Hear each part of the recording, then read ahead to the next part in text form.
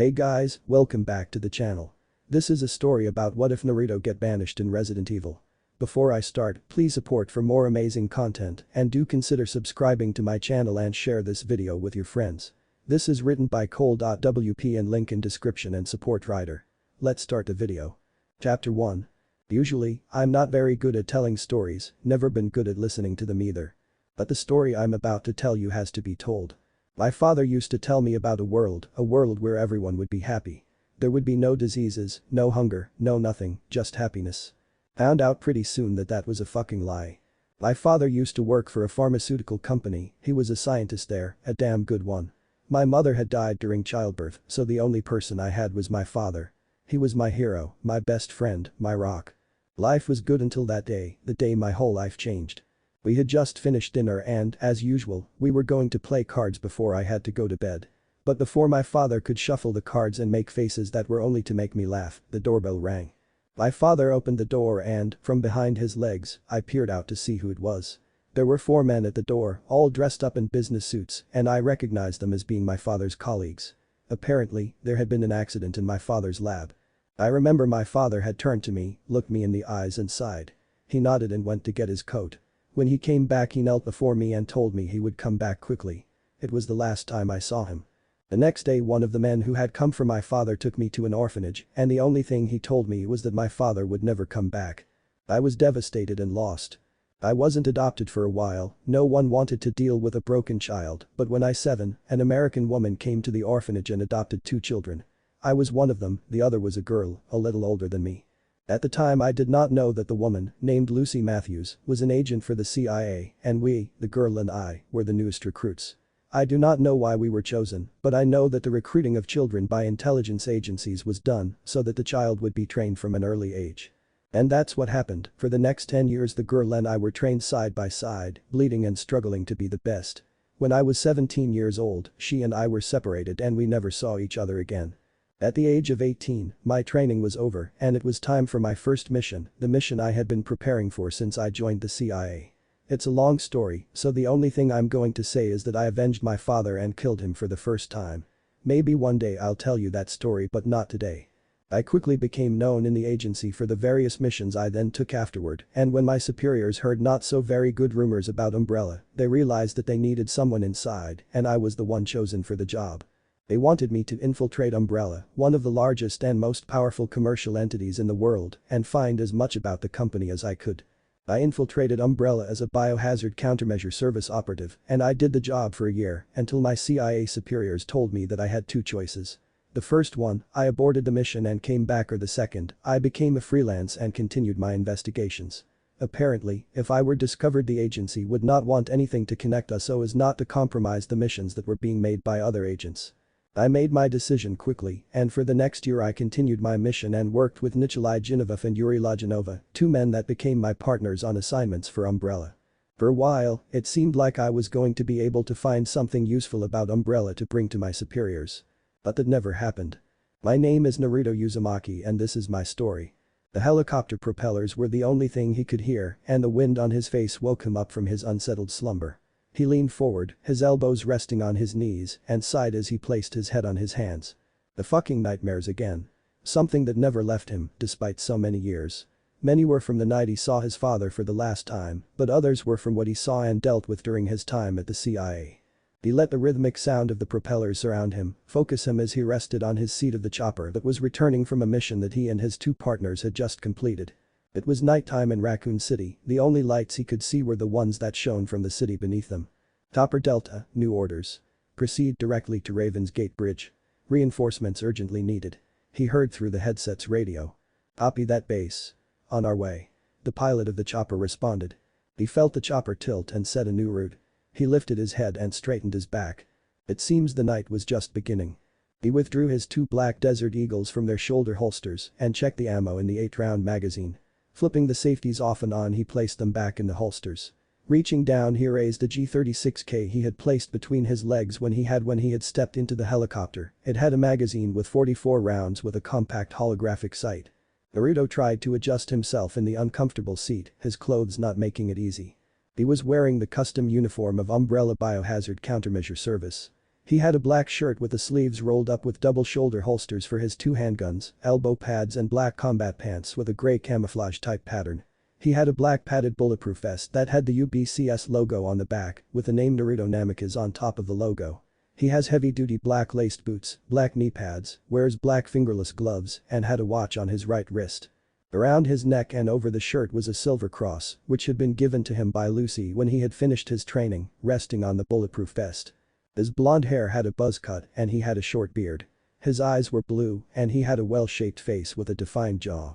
Along his right forearm, he had the kanji NWY, God Servant, tattooed, and on his left one, N, Death's Emissary. He had made the tattoos when he returned to Japan because of a mission a few years ago. Suddenly, a female scream that the noise of the helicopter could not drown out startled him. He looked down at the roof of the building they were flying over and saw a woman running desperately, trying to escape a group of infected people who were stumbling and groaning trying to reach her. Civilian in trouble. He shouted to the pilot as he leaned over the side of the chopper. 3 o'clock, go down. Take us down. We can't, we have our orders. The pilot turned to the blonde as he gritted his teeth at the refusal of the pilot and could hear the hopeless cries of the woman as the undead grew closer to her. They're gonna kill her. Take us the fuck down now. He glared at the pilot, making his blue eyes flash dangerously. The pilot turned his head back. She is a civilian. It doesn't matter. We have our orders. He stated decisively. Fuck orders. He spat angrily at the pilot and turned to his partner. Nikolai, tie me off. He got up, placed his feet on the chopper's landing gear and prepared to jump. He could feel the adrenaline starting to pump inside his veins, and he smirked. The familiar rush of excitement ran through him as he looked down. When he saw an opening, he jumped with a rope attached to his belt and, as he fell, he drew his 2 handguns from their holsters. Flipping the safeties off and pulling the hammer back, he started shooting each one of the things going after the crying woman. Bang. 1. Bang. 2. Bang. 3. One by one, they started to fall on the ground dead. They always did, Naruto mused in a split second of contemplation from a shot to the next. As he continues firing, he hears Nikolai shout now. And his descent was abruptly interrupted. And right on time too, he was a few inches from slamming face first on the rooftop. His 2 handguns were empty, with the slide drawn back and held in place by the slide catch. Placing his feet firmly on the ground, he stood, took the rope from his waist and walked up to the last infected, whose attention he had captured and that was now stumbling to him with its mouth wide open to take a bite. It wasn't a pretty sight, even dressed in a business suit it did not hide its pale skin, almost gray, and bloodshot eyes. He looked up and could not help but sigh in relief. If Nikolai had not stopped him from hitting the roof in time, he would have died. When he was close enough, Naruto tensed his body and, with skill that showed years of training, kicked it in the forehead, breaking its neck and making it drop on the floor dead. He continued walking to the woman as he released the slide by depressing the slide catch and placed the empty guns back in their holsters. As he got closer, he raised his hands on a peaceful gesture, trying to calm the fearful woman. Hey, are you okay? He asked the woman as she backed away to the edge of the roof. Hey now, step away from the edge and come over to me.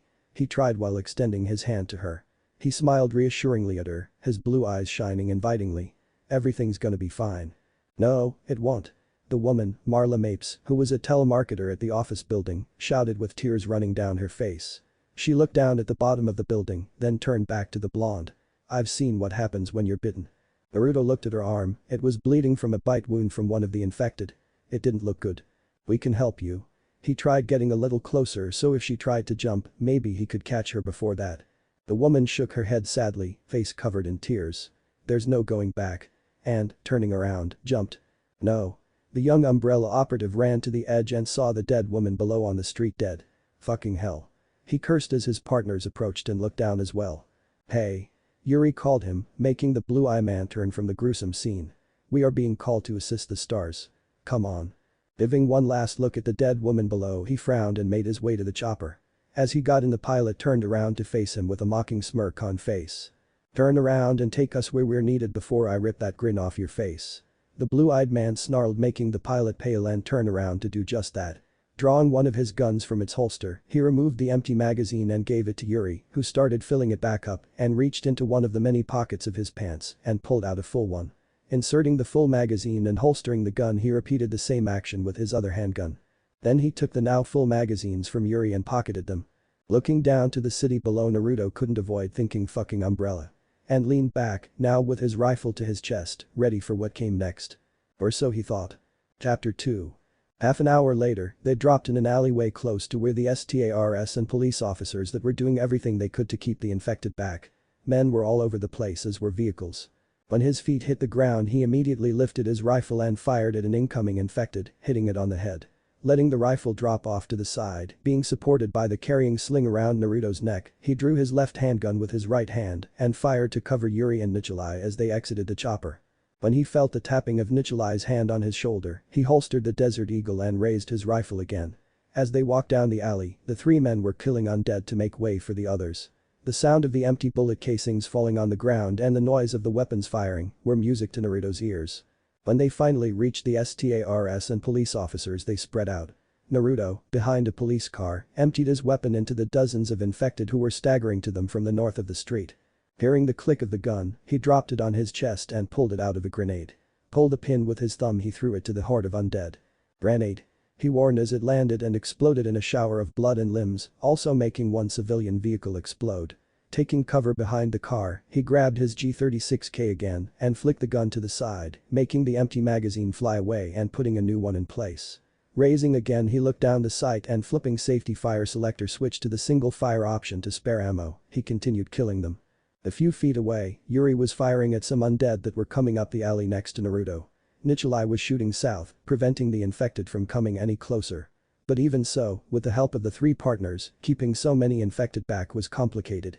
Seeing that Yuri was starting to have problems with the alley, Naruto switched the rifle to burst fire and helped the man. Click. Click. Click. Fuck. Naruto muttered at his empty rifle and pushed the cocking lever back seeing no ammo left in the magazine. Coincidentally, Yuri ran out of bullets as well and leaned against a building steel door on his left. While taking the magazine off, the door behind him was ripped off its hinges by one of the undead, making Yuri fall with the door and the undead on top of him. It reached down and took the man's arm clumsily into its hand and bit down hard, making Yuri yell in pain, catching Naruto's attention.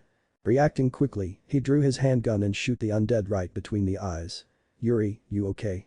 He made his way to the man reloading his rifle, while said man pushed the door off of himself and pulled the pin out of a grenade. "Bite this."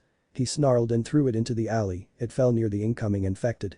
Naruto rushed to him and, grabbing the broken steel door, used it to cover the both of them from the explosion.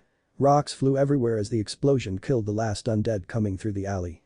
When it was over, Naruto pulled Yuri up by his vest with an impressive show of strength. "You good?" Yeah. Seeing moment from the corner of his eye, fast as lightning, Naruto drew his handgun and placed beneath the chin of an approaching undead. Bang. Dead brain matter came out from the top of the head of the infected man. They approached Nikolai, who didn't stop firing for even a second, and raised their rifles. As they kept shooting, Naruto looked around to the brave men and women around them and saw that they were being overrun by the horde. There was no end to them and for each one they killed, 5 more took its place. "Pull back," he yelled to his partners. "Pull back." They entered the alley where Yuri had been bitten and made their way through it while gunning down infected. Back where the officers were, the infected had overran them and now were eating the poor bastards alive. This way. Walking through the labyrinth the alleys they managed to escape from the dead and mislead them. But they weren't out of trouble yet. He reached over to Nikolai's belt and took the radio hanging from it. "This is Namikaze, we've been overrun. Requesting immediate chopper evac," he stated, holding down the transmitter and static was the only thing he heard leaving the device. "Is anybody in there?" he insisted. "Fucking hell." He cursed and threw the radio back to his partner. "Come on," he ordered. They hurried through the various alleys, seeking shelter from the dead. But there was something wrong with Yuri, he was starting to fall behind and was pale, sweaty, and began to stagger in his steps, unable to follow his partners. Since Naruto was in the back of the group, he was the first to notice it. With a quick moment he was able to catch him before he fell on the ground. "Yuri, what's wrong?" the blonde asked, seeing his friend gasping and panting with a mere effort of just standing straight. Nikolai whipped around with his weapon prepared to eliminate any threat that might have passed without him noticing when he saw Yuri's condition. "What happened?" he asked hastily, walking up to them and putting his partner's arm around his neck, helping Naruto withstand the weight of the sick man. Naruto checked him over, not seeing any physical injuries until he remembered. Grabbing the sick man's arm he ripped the sleeve off, revealing the swollen and torn flesh where the infected had bit the poor man. The bite must have infected him. Remembering what happened to the woman on the roof, he cursed his luck. It was not enough to be surrounded by infected people who wanted to kill and eat them, but now one of his partners was infected as well. What a beautiful fucking day, huh? Gritting his teeth angrily, he and Nikolai carried the Yuri across a deserted street and gently leaned him against a wall and waited for him to catch his breath.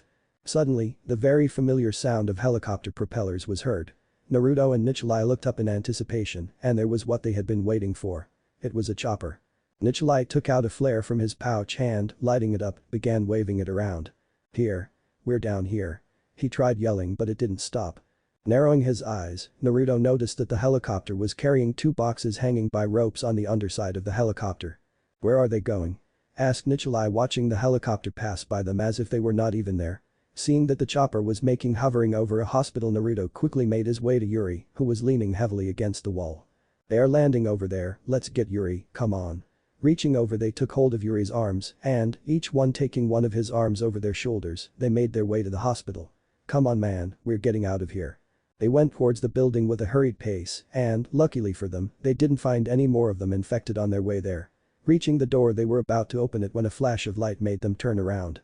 The fucking helicopter was leaving. Freeing himself from Yuri's arm, Nikolai ran to the middle of the street waving his arms around. "No. You motherfuckers. Don't leave." Nikolai shouted, furious, seeing their only way out of the damn city getting further and further away. "They dropped something inside, did you see it?"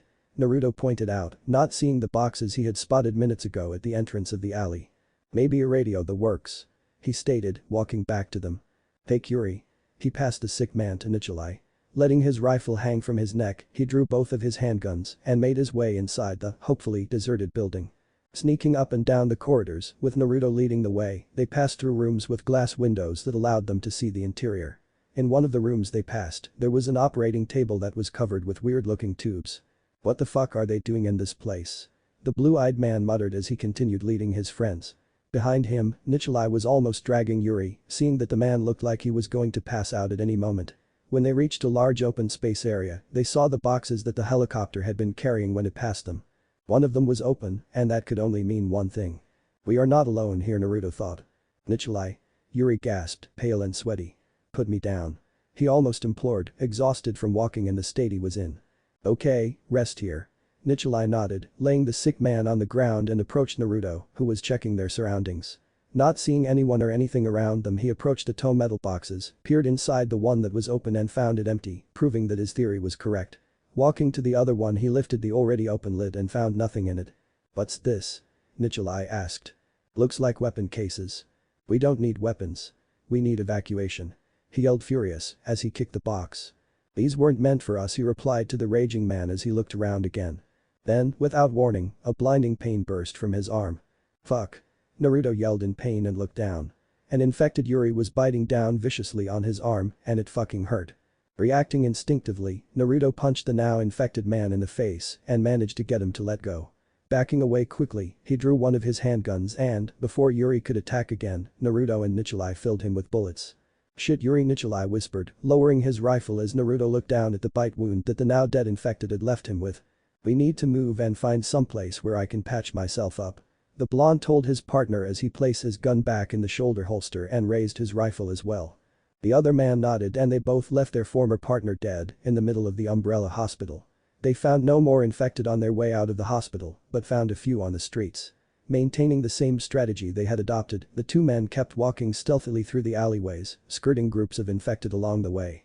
When they left one of the alleys, they found an abandoned ambulance and Naruto walked up to it. His wound had not stopped bleeding yet, and seeing the bright side, there were no large groups of infected people in sight. Opening the back of the ambulance, he rested his rifle on the ground of the ambulance and sat down near a few drawers and took some bandages for his wound. However, Nikolai remained vigilant, from time to time seeing an infected one stagger away from them, leaving his colleague to deal with his injury. "Shit, it won't stop bleeding," Naruto sighed as he inspected the skin around the bite mark and the swelling that was beginning to show. "Why didn't they see us?" Nikolai asked, not taking his eyes off the street and keeping his rifle tight against his chest. "What?" the blonde returned, looking up from the wound. "The chopper, we were right on the..." "Oh, Nikolai." Naruto chuckled, amused at his friend's naivety as he stood up from his seat so that he could face Nikolai. "They don't give a shit about us." He then started taking his shoulder holsters off. "What do you mean?" He watched the blue-eyed man confusingly as he took the bulletproof vest off, leaving him with his shirt and unprotected. "We're assets, Nikolai, expendable assets.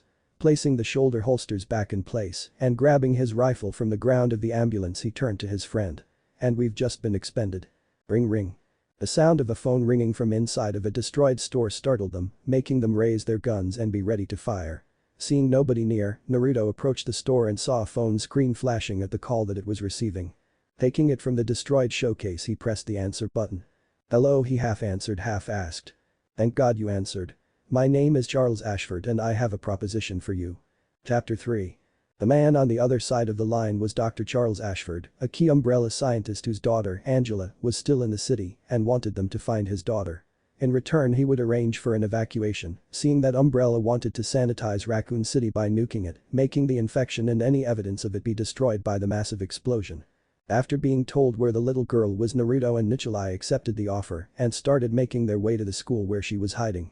As they walked, Nicholai asked his partner why he took off his bulletproof vest since they were still in danger. "I'm already infected, Nicholai." He showed the man his infected wound that could be seen through the rips of the shirt sleeve. "Sooner or later I'll die and honestly, I would rather be killed by a bullet than a bite." Then Naruto turned to the still healthy man. "If I show any signs of turning, I need you to kill me." He would have done it himself, but suicide was a mortal sin, so. The man only nodded, frowning, feeling nauseated with the thought of killing his friend. Naruto was fully aware that within a few hours he might be dead. Remembering Yuri and the woman made shivers go down his spine. He never thought he would die that way, he always imagined it would be in a shootout. Because he was sure as hell that it wouldn't have been from old age. In his line of work hardly anyone could reach 60s, much less die of old age. When they reached the entrance to the school, Naruto began to feel strange. Everything was spinning and he began to feel dizziness. Shivers took his body, feeling the cold sweat running down his face. When they reached the entrance to the school, Naruto began to feel strange. Everything was spinning and he began to feel dizziness. Shivers took his body, feeling the cold sweat running down his face. His lungs burned every time he breathed and he had to cough. "Hey, you okay?" his partner asked as the blonde leaned against one of the abandoned cars on the school road and began to cough violently. When the coughing fit ended, Naruto straightened and took a deep breath. "I'm fine, let's get the kid." Checking the ammunition of his rifle one last time, they both went in the dark building. Naruto reached into his pants pocket and took a flashlight out together with one of his handguns. Now, with his rifle secured on his chest by the sling, he had one of his Desert Eagles in his right hand and the flashlight in his left, positioned next to the pistol. "You go left, I go right." The only answer from Nicholai was a nod and he went left. Going to the right aisle, the blonde wondered if there was anyone else alive in town. Probably not, the infected were cruel creatures, with no sense of pity for their victims. He sighed wistfully. Naruto missed the missions he had at the agency, they were much simpler and more direct. If you had to kill someone, you would kill them. If you had to gather information, you would gather the information. Nothing that involved freaking zombies.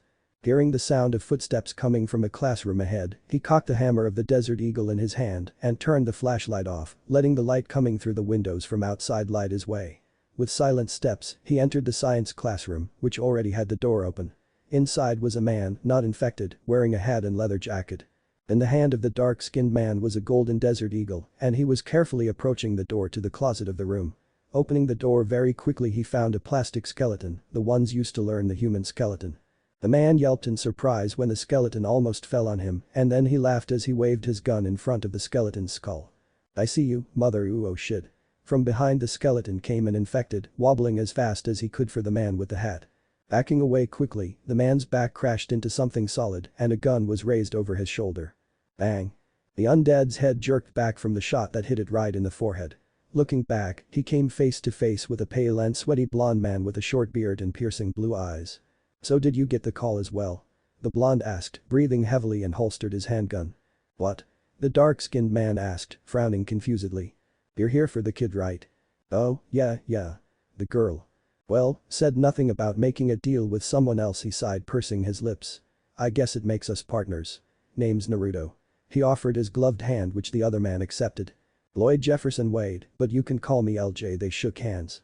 Naruto nodded and gave the man his flashlight, instructing him to light the way so that the blonde could use his rifle. They wandered around the school for another few minutes until the floor they stood trembled and an explosion was heard. Alarmed, Naruto ran as fast as he could, with LJ hot on his heels, and, as he was until he reached the door of the school canteen, he smashed it with his shoulder and pointed his gun at the first person he saw. It was a woman, with dirty blonde hair and a big-ass shotgun aimed at his head. She was wearing a cropped orange tank with spaghetti straps. Over her orange tank she had a tattered olive mesh tank, sleeveless, with a scoop neckline.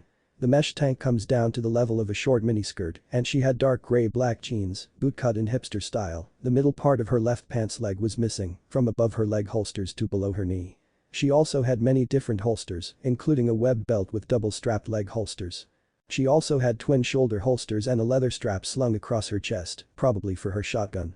Naruto smirked when the woman realized that while she had him in her size, he also had his rifle aimed right at her head. "Don't shoot. He's cool." LJ barked as he entered the room running with his hands raised as peacefully gesture. "He made a deal with Dr. Doom same as you." Alice lowered her weapon with a small amused smirk. Naruto too lowered his, flicking the safety back on. Naruto studied the dirty blonde-haired woman, then the dark-haired woman who was wearing close-fitting blue top that goes to about hip level, a black short skirt with a gray line running around the bottom and black boots. After that he looked at the scared-looking little girl and smiled at her, trying to ease her mind, and the girl smiled back timidly. "Name's Naruto Namikaze." He introduced himself to the ladies with a charming smile. "Alice." The blonde replied, clearly amused by the charm of the man who, a few seconds before, was pointing a gun at her. "I'm Jill Valentine and this is," he interrupted the dark-haired beauty. "Angela." He kneeled down so that they would be face to face. "Your daddy asked me to find you." Then he gestured to the others. "Like them." The little girl smiled brightly at the knowledge that her father had sent so many people to find her. Naruto got up and secured his G36K to his chest. "How many of you guys are there?" Jill asked with black hair asked. "What?" Naruto tilted his head in confusion and the woman looked to the side and he followed her line of sight. On the floor lay Nichilai, dead, covered in blood and with large pieces of flesh missing. The undead must have gotten him. "Nichilai," shit, he muttered and lowered his head, whispering a quick prayer to the Lord in his honor. Behind him, LJ took off his hat and held it to his chest. Then suddenly a new wave of pain struck him, making him bend forward and cough blood to the already dirty floor. The now familiar burn in his lungs was getting worse and it wouldn't get any better. "When were you bitten?" Alice asked. 3 hours ago, he gasped, still hunched over and not looking up. What the LJ began to protest but was interrupted when Alice raised her shotgun again, this time pointed to the ceiling and approached from the infected man as he straightened his back. When she was close enough, she smiled. "Well, it's your lucky day," and walked away with Angie's lunchbox under her arm. "You can say that again." The man thought as he watched her hips sway as she walked away. "Damn, that was a hot woman. Should've told me you got bit, motherfucker. I'm hanging with you," and shit, Naruto snorted as LJ walked to the rest of the group, leaving Naruto to walk towards his dead partner. He kneeled down and closed Nichilai's dead eyes. He sighed, got up and followed the rest of the group out of the school. When they left Angie's school, walked towards a payphone that was near the school door, waiting for Angela's father to call. Naruto approached a nearby tree and leaned against it. Opening one of the numerous pockets of his pants, he took out a cigar and a lighter. Placing the cancer stick between his lips, he lit the cigar and breathed in the smoke that messed up even more with his already hurting lungs, but damn, he needed that. Suddenly payphone started ringing and Alice answered it. Hearing the conversation, at least what Alice said, he continued smoking, inspecting the surroundings, watchful. He did not want to be surprised again, especially with a little girl in his care. After a few minutes, the call was over and the blonde called them. "We have 40 minutes to get to City Hall. There will be a chopper waiting for us there, and the people that will be there will not be friendly." They all nodded and got in a car with Naruto and Alice on the back seat and Jill, LJ and Angie on the front. Once inside, Naruto rested his rifles at his feet and took the shoulder holsters off, while Alice placed Angie's lunchbox on her lap and opened the secret compartment. Reaching in, she took a weird-looking syringe and a vial filled with a green liquid. "So, what are you injecting me with?" Naruto asked, looking at the strange green substance, truly curious about what it contained. She turned her head to him. "The antivirus." His eyebrow raised. Alice adjusted her position, turning so her body was facing him. She placed the vial inside the syringe and took his arm with her soft hands. The T-virus reanimated death cells. Basically, bringing the dead back to life. Or in a living human, it can cause uncontrollable mutation.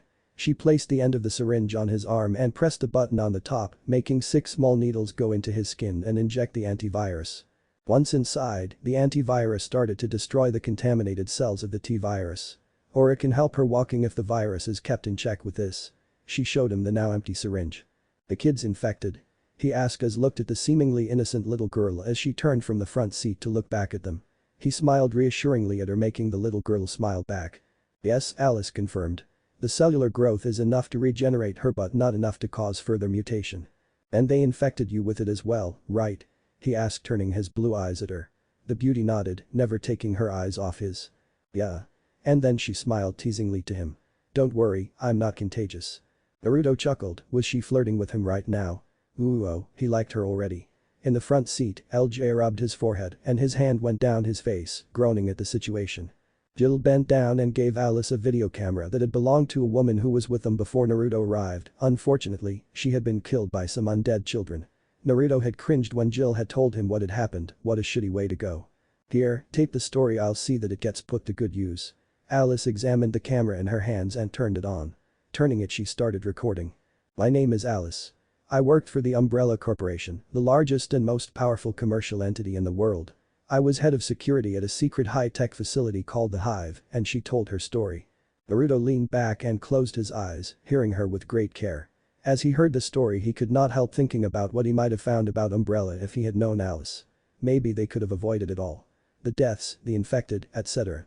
When Alice finished talking to the camera, Naruto opened his eyes and studied her. It was like a heavy weight was lifted from her shoulders. He reached for her hand and squeezed it, showing support. She looked at him and smiled, interlacing their fingers. And what about your story? She asked the younger man in a hushed voice. My story? He looked up at the car ceiling and took a deep breath. He knew hers, so it would only be fair for her to know his, even if it was classified. What the hell, they were surrounded by fucking undead, so why the hell not? Well, for starters, I'm not an Umbrella agent. In fact, I am, was, an agent of CIA. Alice and the others looked at him, shocked by the revelation. Naruto chuckled their reactions. Yes, I know what you are thinking, and the answer is yes, the agency was already investigating the corporation, even before I had infiltrated Umbrella. Jill frowned from the driver's seat and, looking through the reviewer mirror, and asked. What was your mission? He straightened on his seat and started putting the shoulder holsters back. Find as much dirt on Umbrella as possible, but I've only been at this for 2 years, so I couldn't find much. Then he pursed his lips. The agency had to cut ties with me because of the danger of being caught, and they couldn't have anything that could connect me with them, so it only made my job harder. With the holsters in place, he grabbed his rifle and checked the ammo. But now there's nothing that I can do to stop them seeing that the agency won't admit that I worked for them. Then he turned to Alice and wiggled his eyebrows teasingly. Seems like I'm stuck with you, sweetheart. Alice only chuckled at his cheeky flirting. Yes, so it seems. And she turned to look out the window. Then a squeeze from Naruto's hand, that was still holding her own, brought her back to his blue eyes. I want you to know that I will follow you in your endeavor to bring Umbrella down. Ask me anything and I'll do everything to help you. Alice smiled at his offer and squeezed his hand back affectionately. Thank you.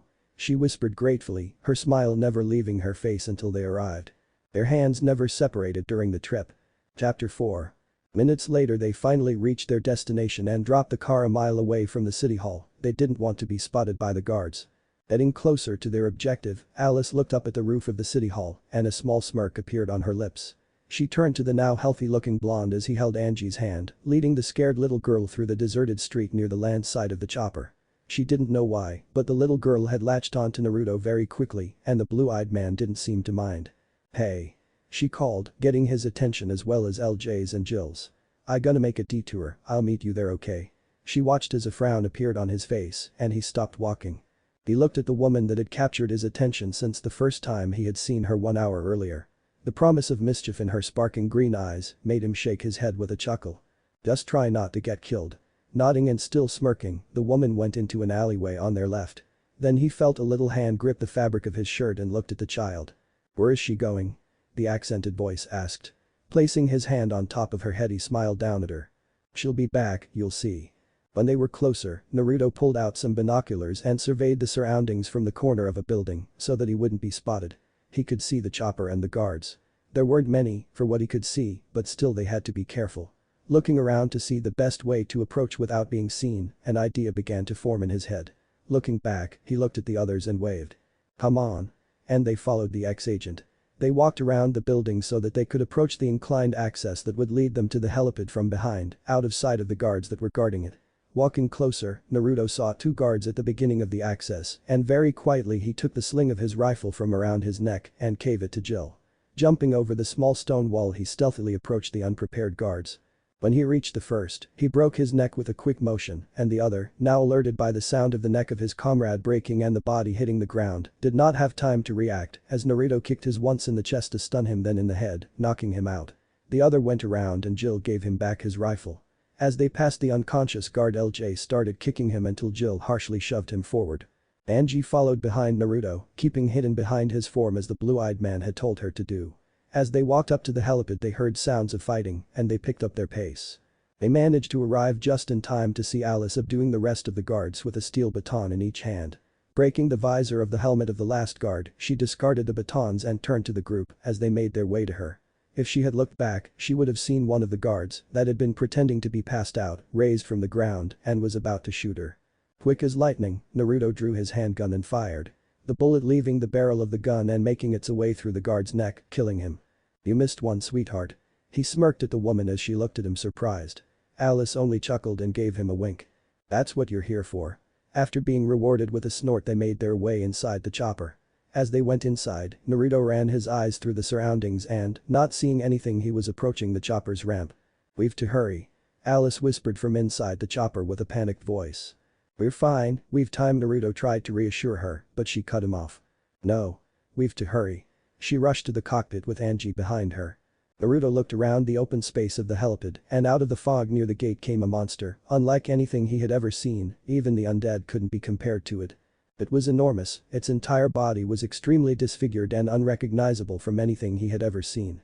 Its skin was brown and was covered with a protective coat that resembled leather, the right side of its face was stapled shut with only his left eye visible. Its teeth were visible and it had no lips. It was carrying a minigun and a rocket launcher. "What the fuck is that?" Naruto whispered, petrified, and he was to warn them, the cold barrel of a gun was pressed against the back of his head. He slowly raised his hands. "Holy shit, we're stealing his ride." LJ yelled, frightened, not seeing the other armed men coming behind him. After they were handcuffed with zip cuffs the soldiers lined Naruto, Jill and LJ up next to a man that had been sitting on a wheelchair, but the guards had placed him on the ground and forced them to their knees. Well, not Naruto, he wouldn't kneel for those sons of bitches. "Kneel." One of the soldiers ordered him when he refused to do so. "Funny, that's what I said to your mama," the other dog. The enraged guard struck him on the face with the end of his rifle. Grunting, Naruto spat blood to the ground and still didn't kneel, instead he headbutted the man with a quick movement, breaking the visor of the helmet and knocking him out, making Naruto let out a mocking laugh. Alive got out of the chopper at gunpoint by Major Timothy Kane in time to see another guard kneeing her blonde friend on the stomach, bringing the man down to his knees as another dragged the unconscious man away. In front of the humans was the monster, her nemesis, was the name that Jill had muttered in Naruto's ear when it stopped walking a few feet away and turned to them. "Angie?" The desperate father called, overjoyed to see his daughter coming out of the chopper behind Alice. "Daddy?" The little girl ran to her father and they hugged. "I knew you wouldn't leave me." "No, no, never." Discard primary weaponry. Spotlights flashed around the heliport illuminating the creature and all who were there as the monster put his weapons on the ground per Kane's orders. The guards keeping Alice secured released her as Kane walked until they were face to face. "The two of you showed such promise, but we had to see you in action." He smiled darkly at her as she turned her head. "And most impressive you've been." Alice shook her head in disgust. "You're like brother and sister. Heightened speed, strength, agility, the same killer instincts, parallel strands of research. And now we'll discover which is superior. Fight him." "No." She refused, an expression of indifference on her face. "Fight him or they die." Alice looked at her friends and then she saw Naruto shaking his head subtly. He didn't want her to fight it for them. "What makes you think I care?" She tried to bluff. Kane looked her in the eyes and shrugged. He drew his handgun and shot, who was sitting with Angie, making the little girl watch her father die right in front of her as she wailed in sadness. "Daddy, no." Angie grabbed her dying father's hand as he tried to hold on, but it was useless. "Umatherfu. Naruto tried to rise to his feet and charge at Kane, but was struck again across the face by the same guard from before, and this time, he was bleeding from the nose, making his blonde beard stain red. He raised his head to the guard. "When this is over, I'll kill you." He promised the guard, glaring at him with such hatred that made the soldier flinch slightly. The major turned back to Alice, who had her mouth open in shock and tears threatening to leave her eyes. "He was a valuable asset to the corporation. I don't even care about these people." Angie looked at Alice with tears on her face, and the woman flinched. "Begin." Kane ordered again and this time Alice nodded. The fight was hard for Alice, she didn't want to fight, but she had to keep the others alive, and this was the only way. And fight from the movie. Naruto and the rest of the group couldn't do anything but watch the fight. After a series of kicks and punches, dodges and parries, Alice finally managed to impale Nemesis on a very sharp broken metal beam by kicking the monster until it was stabbed in the chest. As she hit him to impale it further, she experiences a series of flashbacks that reveal that the nemesis was actually Mad Addison, who had survived the whole hive ordeal and had been subjected to Umbrella's experiments alongside her. "I'm sorry," she cried, tears going down her face and her whole body shaking as she looked at the bloody beam coming out of Nemesis' chest. "Oh Matt, I'm so sorry." She looked back at it and she saw Matt's green eye. "Finish him," Kane demands. When Alice didn't react, he repeated. "I said, finish him." He shook her head as she turned around to face him. "No," she muttered, still looking at the thing Matt had become. She shook her head as she turned around to face him. "No." This time more loudly, and Kane rolled his eyes as if he was dealing with children. "Don't you know how important you are to me? That creature is one thing, but somehow you bonded with the T-virus on a cellular level." While he was talking, Naruto managed to retrieve a small pocket knife he had inside of a secret pocket he had on his pants and was cutting through the zip cuffs. He managed to suppress a snort. Suckers, all they did was take his guns away and never thought of searching the rest of him. Amateurs. You adapted it, changed it. You became magnificent. The man continued. "I became a freak," she shakily replied, angered. "No." Kane shook his head. "You're not mutation, you're evolution. With my help, just imagine what we can achieve." "What about him?" She mentioned Nemesis behind her, who was still impaled by the beam. "Evolution has its dead ends." He smirked. Hearing that, Nemesis's lone eye narrowed, the movement not being noticed by anyone. "Now, finish this. Put it out of its misery and come with me." "Fuck you." Alice's stone-cold face didn't even twitch as she said those words. Kane sighed. "You're such a disappointment to me. All that strength but no will to use it would a waste." As he walked away, Nemesis started to free itself, roaring and grunting as the broken beam slid out with a wet sound. He walked to its previous position before fighting Alice and picked the minigun from the ground where it had dropped it. "Sanitation of Raccoon City to commence on my mark." Kane spoke through the earpiece to whoever was on the other side of the radio line. Naruto tried with more vigor now, moving the blade of the knife as fast as he could, trying to cut the zip cuff. He had to free himself and help Alice. "Kill her," Major ordered Nemesis. The monster turned to the unarmed woman that was between two guards and the minigun started to spin. "No." Naruto yelled as he managed to finally free himself and kick the guard's legs from under him and broke his neck that had been the one that had struck 2 times. Grabbing his 2 Desert Eagles that the guard had taken from him and placed them on his belt, he was about to shoot Nemesis, but it wasn't necessary because instead of shooting Alice, it shot the guards, leaving the woman unharmed. "What are you doing?" yelled Kane in a panicked confusion. Seeing Alice rush to pick up a gun from the dead guard, Naruto concentrated in killing the ones closer to them. Pressing the triggers in his handguns repeatedly, he made his way to Jill and LJ to free them. Once free, Jill took a gun and the dark-skinned man ran inside the chopper. Looking back momentarily, Naruto makes sure Angie was safe and protected by his body. Jill was crouched beside the girl, watching for any guards who came too close. Kane had taken refuge on the ramp of the chopper and was barking orders through his earpiece. "Priority overload. Initiate launch proceedings." With that said, he headed to the cockpit of the chopper. "Why haven't we taken off?" And out of the pilot chair came LJ's smirking face. "Because I used to drive a Cadillac." And punched Kane in the face, knocking him out. Outside the chopper, Naruto, Alice and the other continued emptying their clips on the charging Umbrella soldiers. Naruto had recovered his G36K and the additional ammo from another guard and was kneeling with his back to Jill and Angie, bringing down any Umbrella agent he saw and covering Alice and Nemesis when needed. At some point, Nemesis's minigun had run out of ammo, so he had resorted to using his fists, easily tearing through the soldiers coming for them, the bullets that were fired at it doing nothing to make it stop. Jill was hugging Angie and had moved the little girl's head to the side. She didn't have to see so much death. What she saw already was enough. "Surrender or we open fire." An incoming chopper warned Alice as she entered one of the buildings after killing some Umbrella agents. It started firing and she ran as fast through a corridor full of windows that were all breaking as she passed them. She managed to dodge all the bullets successfully, but when she dived through the glass door at the end of the corridor, she was face to face with 3 Umbrella operatives, all of them holding her at gunpoint, making her raise her hands. "Bro." Bang. Bang. Bang. 3 well-aimed shots from Naruto's rifle killed the operatives and allowed Alice to continue running. She briefly looked at his blue eyes and he winked at her, flicking his rifle to the side, making the empty magazine fly away and loading a new one. "Alice." She heard Angie yell and looked at the direction the girl was pointing. The choppers were coming back. She ran as fast as she could to them, but was stopped by the spotlight that was pointed at her from one of the choppers. "Drop your weapon and surrender." She aimed her Beretta 92 FS at the cockpit and emptied the clip, unfortunately failing to kill the pilot. She was sure that she was going to die, but suddenly Nemesis stepped in front of her with its rocket launcher ready to fire. Nemesis roared and shot a rocket to the same chopper that Alice had been shooting, blowing it up. Coincidentally, the wreckage of the first helicopter destroys the second, and the fireball that originates falls toward Alice and Nemesis. Nemesis ends up being crushed by the wreckage of one of the choppers. The explosion takes Alice to the ground and, as she raises her head, she's rendered unconscious by flying shrapnel that hit her on the head. Killing the last agents of Umbrella, Naruto and Angie are onto Alice, who was still on the floor. She was dizzy and her body did not stop shaking, her vision blurred. "Matt," she muttered, seeing Nemesis' hand beneath the wreckage of the two helicopters. "Alice, hey." Naruto takes her head in his hands and turned her head so she was facing him. Her vision is still blurry, but she could still make out the outline of the blonde's head. "Come on sweetheart, we have to go." He picked her up bridal style and carried her to the chopper with Angie following after them.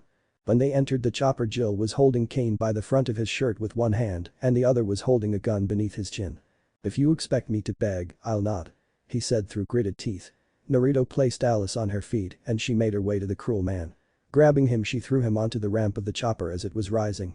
Naruto approached Angie and Jill and the little girl hugged his waist, her face buried on his stomach. He placed his hand on the back of her head and held her there, preventing her from seeing what Alice was going to do next. "Wait." Grabbing him, she threw him onto the ramp of the chopper as it was rising. "Killing me won't put things right," he pleaded. "Nah, but it's a start," she snarled as she threw him off the chopper. As he landed, he broke his shin and yelled in agony. Behind him, there was a horde of undead making their way to him. He crawled to the nearest dead soldier and grabbed his gun. He shot down as many undead as he could but realized he hadn't enough bullets for all. Placing the barrel of the gun on his head, he pulled the trigger. Click. It was empty. "No." He yelled desperately as the undead drew closer and an hour revived bit his neck. "No." Alice saw from the rising chopper and watched as he was eaten alive by the undead. The screams of the dying man were muffled by the noise of chopper propellers and moans and grunts of hundreds of undead. Naruto held her arm gently and guided her to the seat beside Angie and started helping the little girl putting the seatbelt on. "Are you going to be alright?" Angie's innocent voice asked over the sound of the engines. Alice smiled and nodded, with her face covered in blood and sweat, and clicked the seatbelt on. She looked at Naruto, the only one that still was on his feet, and they smiled at each other. Naruto mouthed, "You did well." And she winked at him with a smirk and mouthed thanks. Suddenly there was a flash of light, the nuclear bomb that Umbrella had launched to destroy the infection, and all the evidence exploded in the city. Buildings and undead were destroyed in a matter of seconds. Even as far as they were, the shock wave caught up to them and shook the entire helicopter. "Hang on to something," Naruto yelled as he grabbed the nearest thing he could and he closed his eyes until he heard a wet piercing sound. A pole of some sort inside the helicopter was shaken loose by the blast and began spinning toward Angela. Alice, seeing this, throws herself in front of the girl and, as a result, was impaled by the pole. "No. Alice." Naruto yelled, seeing the dark red blood coming out of Alice's mouth. Alice was only partially aware of the helicopter crash before she died, catching flashes of the event as it happens. But the last thing she sees and hears is Naruto's blue eyes and him yelling in extreme pain. "I don't remember much after the explosion. But I knew Alice was dead." Luckily, the only other victim was the pilot. Angie, Jill and LJ survived without injuries. But there was a small problem. When I woke in a hospital, I don't know where, I found out that not everyone had made it out of the crash uninjured. I had lost my right arm. Ripped from my body from the shoulder down. At first I was catatonic, but eventually I had to accept that I had lost a part of myself. At least I still had my precious crucifix. I was able to contact an old friend at the CIA and told them all about what had happened in the city. I was promised that they would choose to pay for their crimes, and with the camera recordings, it was impossible for them not to be convicted. But Umbrella had already done the impossible before. The recordings were discredited by the public and the law. That was the extent of Umbrella's power. Meanwhile, my CIA friend told me about a scientist who specializes in high-tech prostheses and recommended that I go and talk to him about my arm. It cost me a lot of money, but I was able to get a brand new metal arm. It was a military prototype, but it served perfectly and, with some adjustments, it became even better than my original arm. With 8 times more strength, coordination and a little bonus, my new arm was the best. Think of the Winter Soldier's arm, without the star. A few days later, one of my informants told me that Umbrella had brought Alice back from the dead and were experimenting with her. I and the others made a plan to rescue it, but we didn't even have to execute it. 3 weeks after the crash. She was cold and wet, she didn't want to open her eyes. She could see light behind her closed eyelids, there also was a breathing tube in her mouth. Alice, sweetheart. It was Alice. Was that a man's voice? Who was he? Alice. Now was a little girl's. What's happening? Where was she? Alice, wake up. The combined voices of both the man and little girl made her eyes snap wide open. She was inside some kind of tank filled with greenish water and there was a man looking at her from the other side of the glass. Can you hear me? She panicked, her eyes wide in confusion. This wasn't the voice she heard, this one was strange to her, lacked the warmth that other one she had heard before and made her skin crawl. Do you understand what I'm saying? She started trashing against her restraints and the man nodded. Good. Begin the purging process. The water inside the tank started being drained, allowing her to breathe without the mask, and she turned her head wildly in all direction. What was happening? When the water was gone the tank opened outward making so that she was lying down on the cold glass. She coughed and her body started convulsing and shivering on its own. The man with the creepy voice covered her with a lab coat hiding her naked body from view. She sat up, the man grabbed her hand gently and she tried to speak. We come on Alice, you can do it. She heard the warm voice again. Where are you? She turned to him. You're safe. He slowly helped her get up and leaned her gently against the wall. There was another man taking notes next to them and she looked at what he was using to write with curiosity. Seeing the curiosity shining in her eyes the creepy man grabbed both the pen and paper. Do you know what this is? He mentioned to the object. It's a pen. See? You try. She grabbed the pen and tried to draw, only managing to do some random lines on the paper. That's it, it's a pen. He took the shiny object from her hand as she tried to say the word repeatedly and cradled her face. Look at me. Can you remember anything? You remember your name? My name? My name? She kept muttering, over and over again. Then pain flooded her head as she got flashes, some were of her, others were of other people. People she was beginning to remember. My name? Another flash was a woman with dark hair, another of a little girl in a school uniform, and another one of a dark-skinned man with a hat. Then a blonde man, smirking at her gripping a rifle to his chest and saying something she couldn't hear. My name? Come on Alice, you can do it. There were flashes of the first man, Dr. Isaacs, the same man that had experimented on her and Matt. He looked at her, hearing her speak louder. Is Alice? She smirked at the look of fear of the doctor and the others. And I remember everything. Quick as lightning she grabbed the pen that was in the hand of one of the doctors beside her and made to stab him in the eye, only stopping less than an inch away. Letting the pen fall she elbowed him on the face and punched two more, with one hand always holding the sheet that was covering her, she grabbed Dr. Isaacs and threw him against the glass of the tank breaking it and knocking him out. The guard tried to shock her with a taser, but as the needles penetrated her skin, she showed no signs of slowing down or even being hurt. She just tilted her head and ripped the needles out, throwing them at the guard's neck. She walks out of the lab, barefoot and naked under the sheet, literally, and walks through an enormous corridor. She somehow senses that she was being watched by one of the security guards. She looks up at one of the surveillance cameras and, inside the security office, the guard cried in agony as a massive pain struck his head and his eyes, mouth, nose and ears started to bleed. Then, he went silent and fell on the floor, dead. As Alice exited the building she was confronted by a dozen armed soldiers waiting outside, ready to kill her if she moved. She looked around and knew she had no chance, even with her new abilities. And that was when a black SUV parks right behind the soldiers. From inside comes out a woman that she imminently recognized. Smirking she watches as Jill Valentine, Lloyd Jefferson Wade and Naruto Namikaze got out of the vehicle and the dark-haired woman told the guards, "Thank you gentlemen, but we'll take it from here." On whose authority? The leader asked. Then the blonde man whose smile and eyes made her feel warm inside, stepped between the two and, without even taking his eyes off Alice, slams a written order that placed Alice on their custody on the guard's chest. Alice briefly noted that he was wearing a glove on his right hand. Classified, level 6 authorization. He looked good in a suit she mused as she looked him over. His hair was still the same, but the blonde beard was now stubble. She liked it better that way. The guard murmured an apology as Jill walked up to the barely covered woman and guided her to the car where LJ and Angie were waiting. Halfway there Naruto took his back blazer and placed it on Alice's shoulders, squeezing warmly. They got inside the car and LJ drove off. They stopped at a checkpoint where Naruto had to show his forged ID and, as it was being checked one of the guards received a call. Let them go. The voice of Dr. Isaacs came through and the guard pressed the button that made the blockade raise. They drove away calmly. Naruto turned back from his place on the passenger seat at the front and smiled at Alice, with his clue eyes shining. Good to have you back sweetheart. Alice gave him a slight smile. Are you alright? Angie asked. Program Alice activated. What did they do to you? Jill asked concerned. Alice didn't respond to any of their questions, she just looked at Naruto. Thanks for coming for me. Naruto nodded and smiled at her. Always.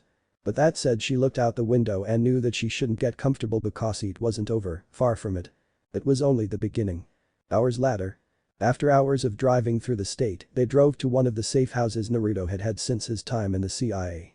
No one spoke during the trip but had to stop so that Alice could wear something more than the simple sheet. Now she had a black tank top, sweatpants and sneakers on. When she returned to the car, Naruto was in the driver's seat and LJ was at the place where she was previously. As she made herself comfortable on her seat, she noticed that Naruto had taken his tie off, leaving him only with a button-up shirt, with the first 2 buttons undone, and the dress pants. He was rolling his sleeves absently, staring out the window, not remembering what had happened to his arm. When he rolled up the right sleeve and took off the glove, Alice gasped. What happened? She almost shouted, seeing the metal member shining in the sunlight that struck it. Naruto looked at his arm and cursed, he did not want her to find out that way. You were not the only one affected by the crash. He started as her fingers explored the cold metal surface. He let her roll up her sleeve to see where the prosthesis went. When we crashed, I was jolted out of the helicopter and my arm got stuck. It was ripped from the shoulder down. Behind him, Jill flinched, she was the one that had found him bleeding out on the ground near the crash. Alice undid 2 more buttons of his shirt and opened it so that she could see the scar. I'm so sorry. She whispered as his gentle fingers caressed the skin around the scar. Why? You didn't do it. He grinned then, grabbing her hand and gently holding it with his metal one. Besides, I think of it as an improvement. She smiled hesitantly at him and looked at their joined hands. He gave her an affectionate squeeze and started the car. As Naruto drove, Alice studied him. He looked better than he did when they were in the city, more alive. Alice sighed and looked out the window. She leaned her head against the glass and let the sound of the car and the light from dawn lull her to sleep. Weeks later. The world was going to shit. Both Naruto and Jill were being hunted by the authorities for questioning because of the videos that Naruto had sent to the CIA. 2 days after they arrived at the safe house, reports of people coming back from the dead attacking and eating others began. After that, it was a matter of time for some of the major cities and the whole country to be infected. Now, there were undead on the streets and going out alone was suicide. They remained hidden through all that. The safe house was big enough to accommodate everyone comfortably for a few months. It had 4 bedrooms and they each occupied one, except for Jill, who shared hers with Angie. The little girl had nightmares almost every night, so they all agreed that someone should stay with her at night, and Jill volunteered. There also was a kitchen, a living room and a bathroom for everyone, but they made it work. They didn't have a choice after all. After lunch, Jill and LJ had gone to get more supplies. Naruto didn't have enough to feed 5 people.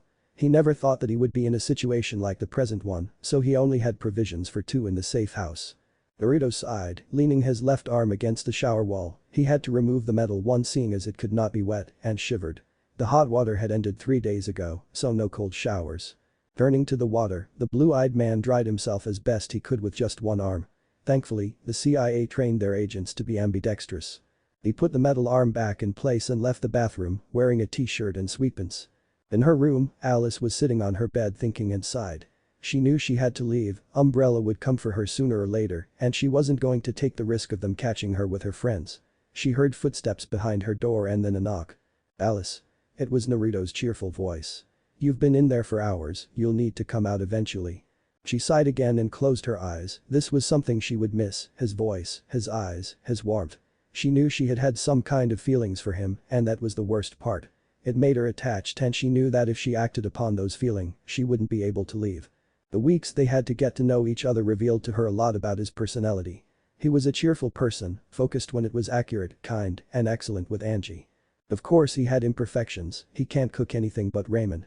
Although it was very good, they had no ingredients for it.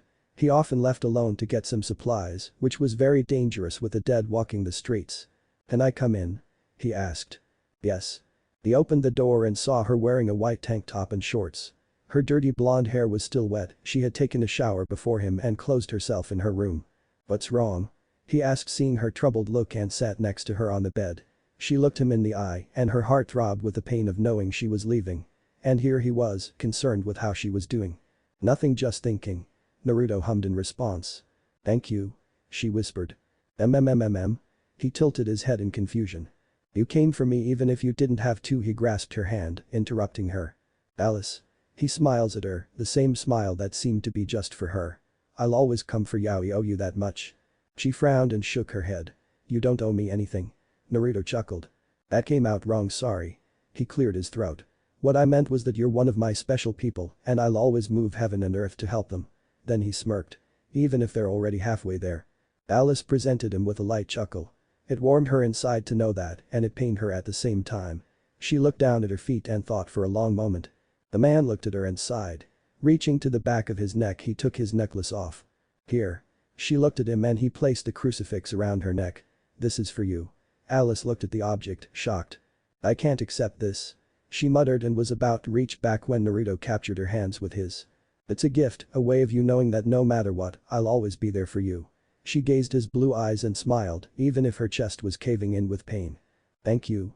Alice whispered, making Naruto chuckle huskily. He gently cradled the back of her head and, for a moment, she thought he was going to kiss her. She was right, he kissed her, but not on the lips. He kissed her forehead. "Get some rest, you look tired." He got up and made his way to the door. "I'll come by ladder when dinner is ready." And left. Alice looked down at the holy symbol and caressed it. "I'm so sorry." A tear fell down her face. Chapter 2. Years. My name is Naruto Uzumaki, and I was a member of the Umbrella Biohazard Countermeasure Service Unit during the T-virus outbreak in Raccoon City. While returning from a mission, I disobeyed orders issued by Umbrella, the organization that I worked for, and tried to rescue a woman who was being attacked by a group of infected.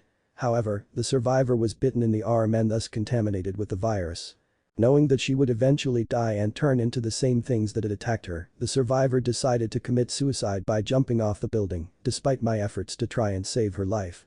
After that, my partners, Nikolai Jinovov and Yuri Lajanova, and I later received orders to assist the Special Tactics and Rescue Squad and the RPD officers at an extraction point located in the heart of Raccoon City. We tried to help them, but the infected overran the streets, killing and eating anything alive on their way. In the middle of the confusion, Yuri was bitten and infected. It wasn't long before Yuri died and came back as an undead. When he came back, I was bitten and infected by him. I shook him off, but he came at me again, so I was forced to shoot Yuri in the head. After that, Nikolai and I became rogue agents after Umbrella failed to get us out of the city. At some point, we were contacted by Dr. Charles Ashford, who offered us a way out of the city in exchange for the rescue of his daughter, Angela Ashford, who was trapped inside the Raccoon City Junior School. We accepted his terms, and we went to get the girl.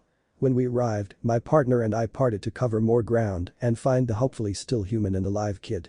I met Lloyd Jefferson Wayne, LJ for short, inside the school after saving him from an undead who caught him off guard. It seemed the doctor had recruited help. We both teamed up and eventually meet up with two women, Jill Valentine and Alice. Alice was a high-ranking Umbrella security operative, but she joined a deep cover operation by members of the US law enforcement to reveal the company's illegal viral research data to the world. Obviously, it didn't work and she ended up being captured and taken into quarantine at Raccoon General Hospital, where she was experimented on. To me, she was a hell of a woman. We were prepared to shoot on each other when LJ interrupted and vouched for me as someone who was on their side. As my infection worsened, Alice, somehow aware that I had been bitten, declared me fortunate. After that, we contacted, who gives us the location of the extraction point and assures us that it is lightly guarded. You're right. On the way to City Hall, Alice gave me the antivirus, which counters my T-virus infection. On the way there we shared our stories and found we were not so different from one another. I offered her my help and support to bring Umbrella down to their knees after I told my story. When we got there, we defeated all of the guards, but we were confronted by Major Kane in the end. Kane had been aware of Ashford's plan, so he captured him and finally killed him, forcing Alice to fight Nemesis, a monster created by Umbrella, for our safety. As she defeated Nemesis in hand-to-hand combat, she realized his true identity, her former friend Matt Addison, and refused to deliver the killing blow. Her mercy appeared to rekindle a trace of Nemesis's former humanity, and they joined forces to defeat the Umbrella troops, but Nemesis was killed in the ensuing fight. I joined them and was capable to find a way out of the city by using Umbrella's last escort, the chopper. We were able to escape before Raccoon City was destroyed by a nuclear weapon that was meant to clean the entire city. Unfortunately, the shock wave from the explosion hit the helicopter, dislodging a piece of metal that hurtled towards Angela, but Alice leaped in front of her and was impaled by it, saving the girl from a horrible death. The helicopter then crashed somewhere in the Arklay Mountains. We fled but left Alice's body behind, believing that was the best decision. And we were proved right when after a couple of weeks we received news that Umbrella was able to bring Alice back to life.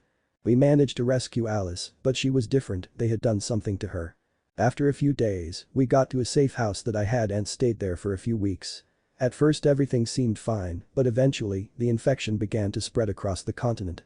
After a while I approached Alice one night when Jill and LJ were out to collect supplies, to talk and to see if she was alright. Words were exchanged, gifts were given and, for a minute, I thought everything was going to be alright. But I was foolish. She left us, she left me, the only thing left behind was a note where she apologized, saying that it wasn't safe for us to be around her.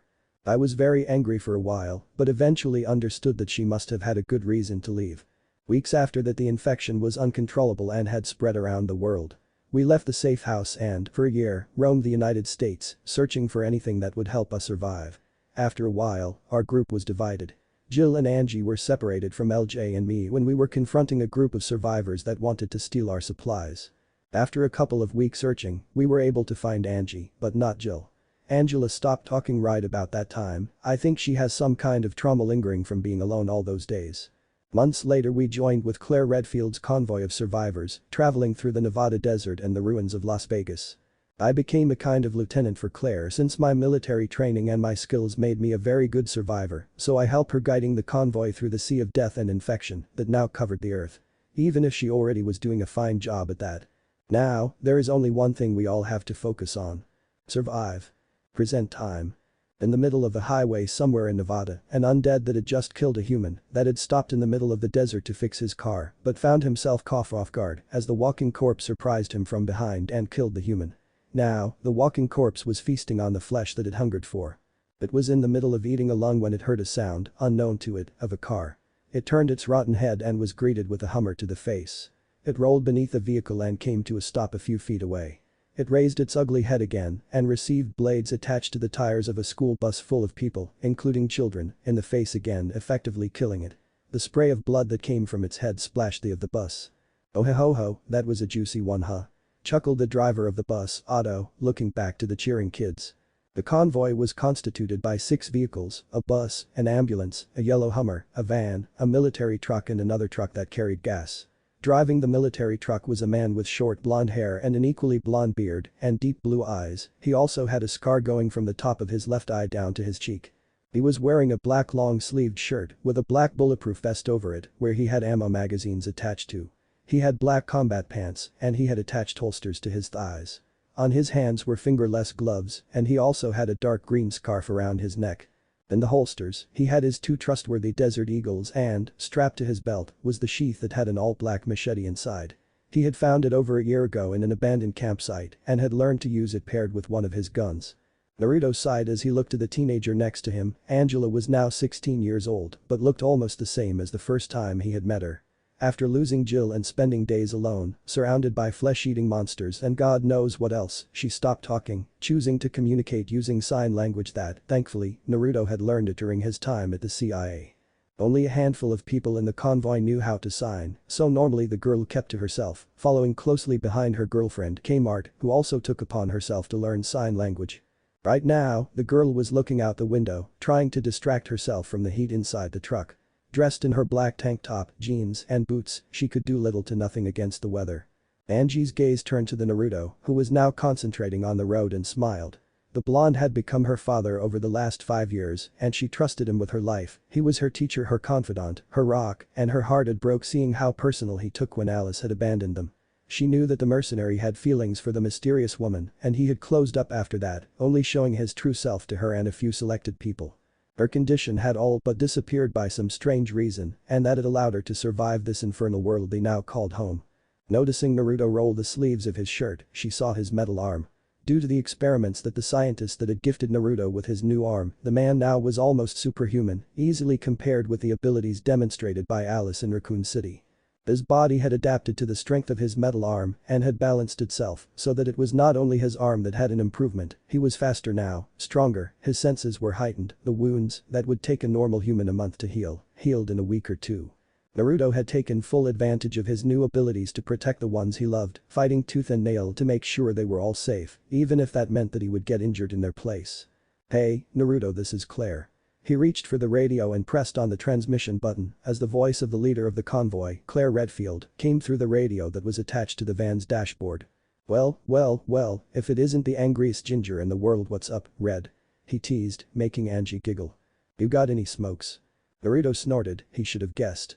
"No," he responded dryly, he gave up smokes after Angie had shown that she was curious about them, there was no way that his little girl was going to try them. "Come on, like I'm supposed to believe that." Naruto chuckled. "Come on, Red, would I lie to you?" She huffed and changed the frequency of the signal and started to ask the same question to everyone. "Yeah people, it really is the end of the world," Otto ended up saying. Naruto looked out the window and could help thinking, yeah, no fucking shit, Sherlock. Sighing, Naruto leaned back and while he was driving, the image of the blonde woman that he had met 5 years ago popped up in his head. He closed his eyes and took a deep breath, he had decided long ago that if he ever saw Alice again he would act upon them, in the world that they were living he could die at any minute and he wasn't willing to waste any more time hiding his feelings. Little did he know that, miles away, the same woman he was thinking about had also decided the same. Miles away, same time. Looking through the scope of her crossbow, Alice gazed at the zombie that was stumbling near the gas station that she wanted to check out. Alice lowered the sights of the weapon to survey the perimeter, alert to any more hostiles, but didn't sense any more infected nearby, so the lonely undead was her only target. She caught a glimpse of the name tag that the undead had attached to his shirt, previously worn by the employees of the gas station. "Sorry about this." TV taking a deep breath to stabilize the weapon, she pressed the trigger. The arrow flew through the air and nailed it dead center in the forehead, sticking the walking corpse to the van behind it. It didn't survive. With skillful hands, she dismantled the crossbow and placed it back inside one of the bags hanging from the side of her bike, a BMW K1200R. She sighed as she mounted her bike, driving to the station. Alice had a sand-colored tank top with spaghetti straps. Over this, she wore a short-sleeved brown shirt with a few buttons done up at the bottom.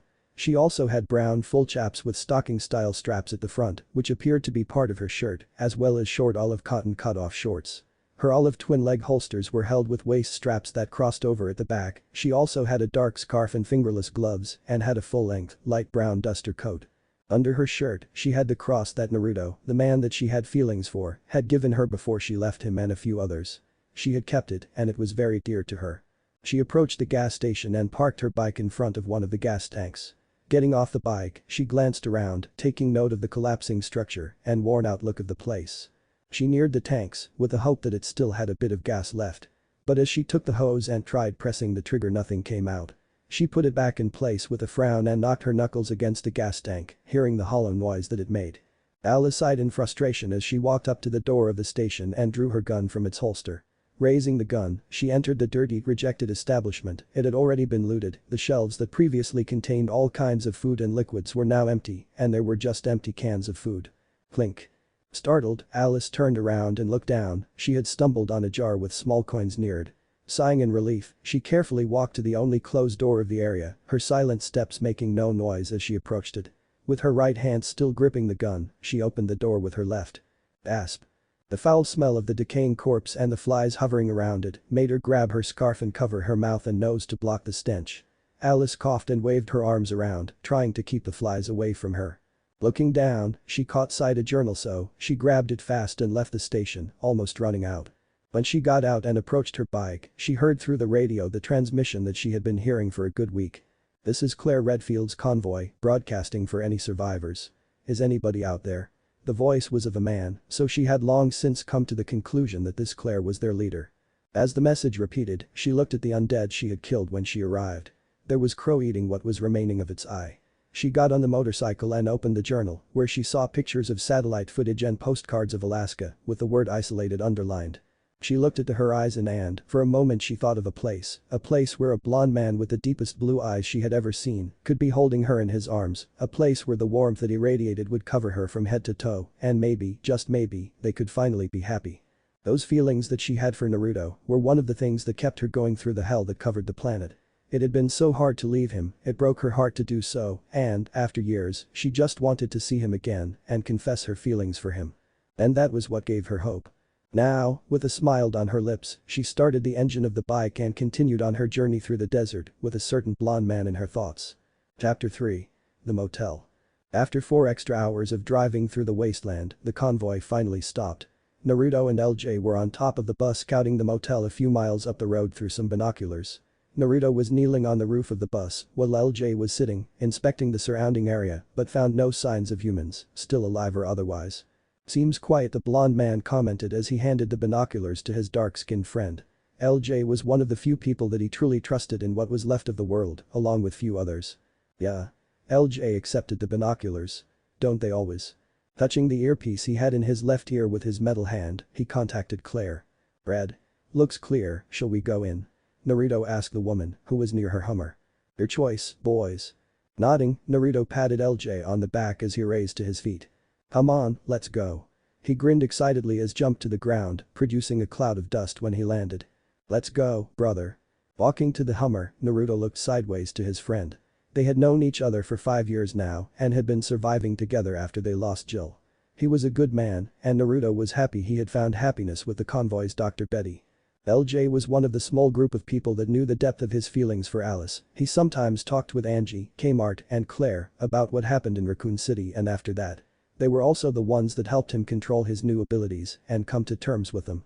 They were his family. But Kmart, the 17-year-old girl that he came to think of as a little sister, loved to hear stories of his adventures since the beginning of the infection, so the tale of how he, LJ, Jill, Angie, and Alice escaped the overrun city was a personal favorite to her, even with the morbid end of it. Claire Redfield, another matter altogether. The 31-year-old woman had been hesitant to let him stay with the group after watching him brutally killing a group of people that had attacked them and tried to kidnap Angie weeks after they found a group of men scavenging a little town for food. The woman never killed a defenseless living human being in her life, only dead ones, so the sight of the blonde man doing it without even flinching disturbed her. He explained to her that he wouldn't kill humans until it was absolutely necessary, but those men tried to take his little girl and probably had something horrible on their minds to do with the girl.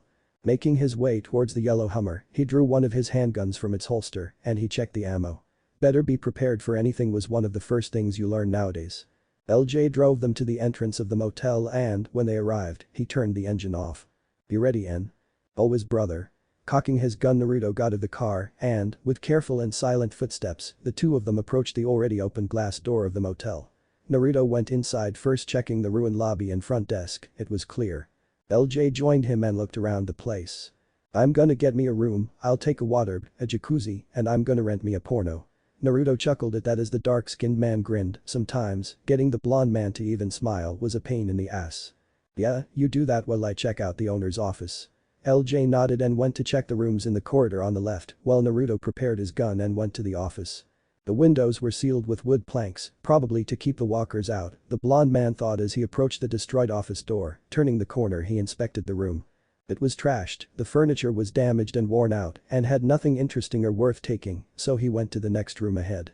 Naruto spent the next minute searching for something salvageable or threatening, but found nothing, so he decided to go look for LJ.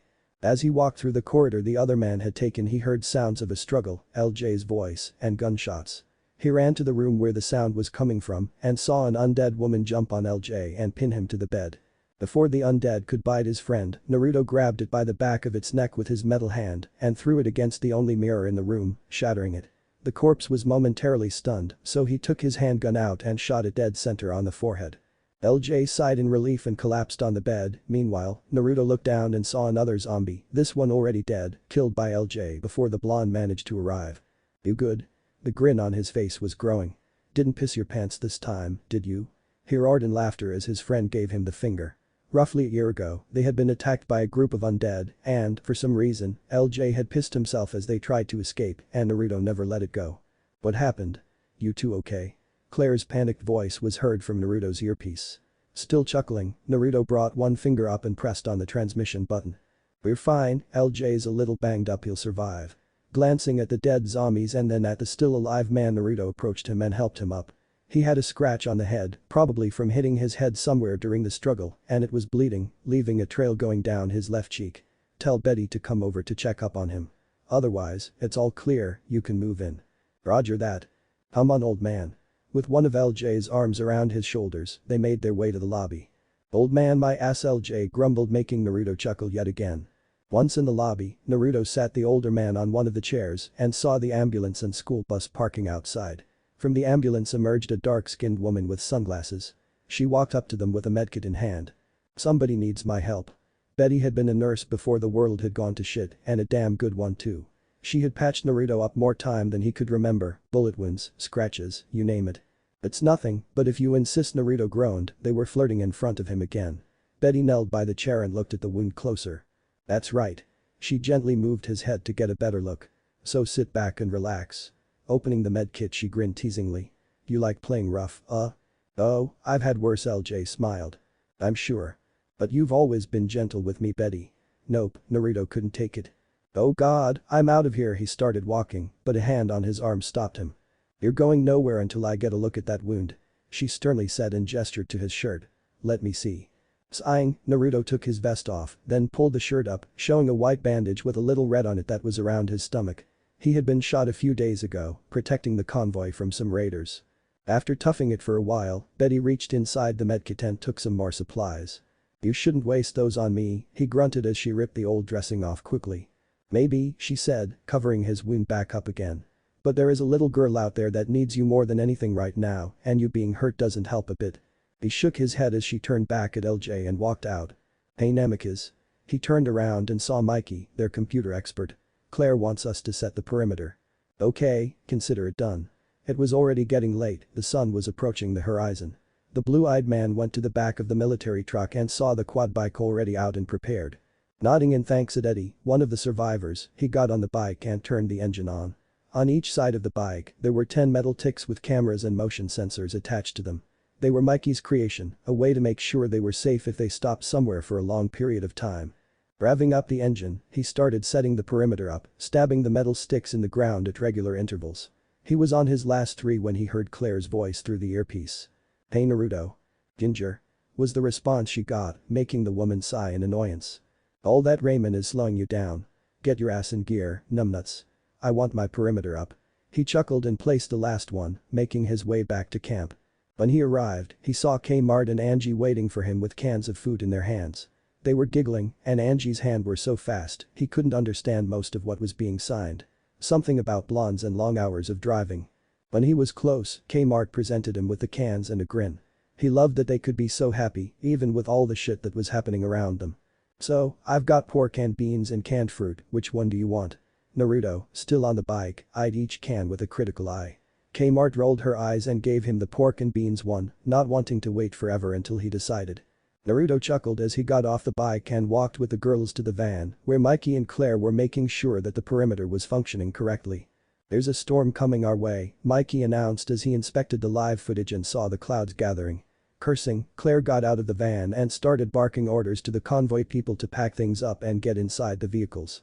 The blue-eyed man looked up to the sky and then the sun in the horizon, right in time to see the last light ray of the day. He closed his eyes and allowed the weight of the day to make itself known. He was tired, driving for hours wasn't a pleasant experience. You two should go inside, now. The girls nodded and went inside the Hummer while he ate his food, watching Claire and the others run around like headless chickens. Personally, he admired Claire for having the strength to command and lead a group of 30 people through an apocalypse where everything wanted a piece of you, even without the proper training, military or otherwise.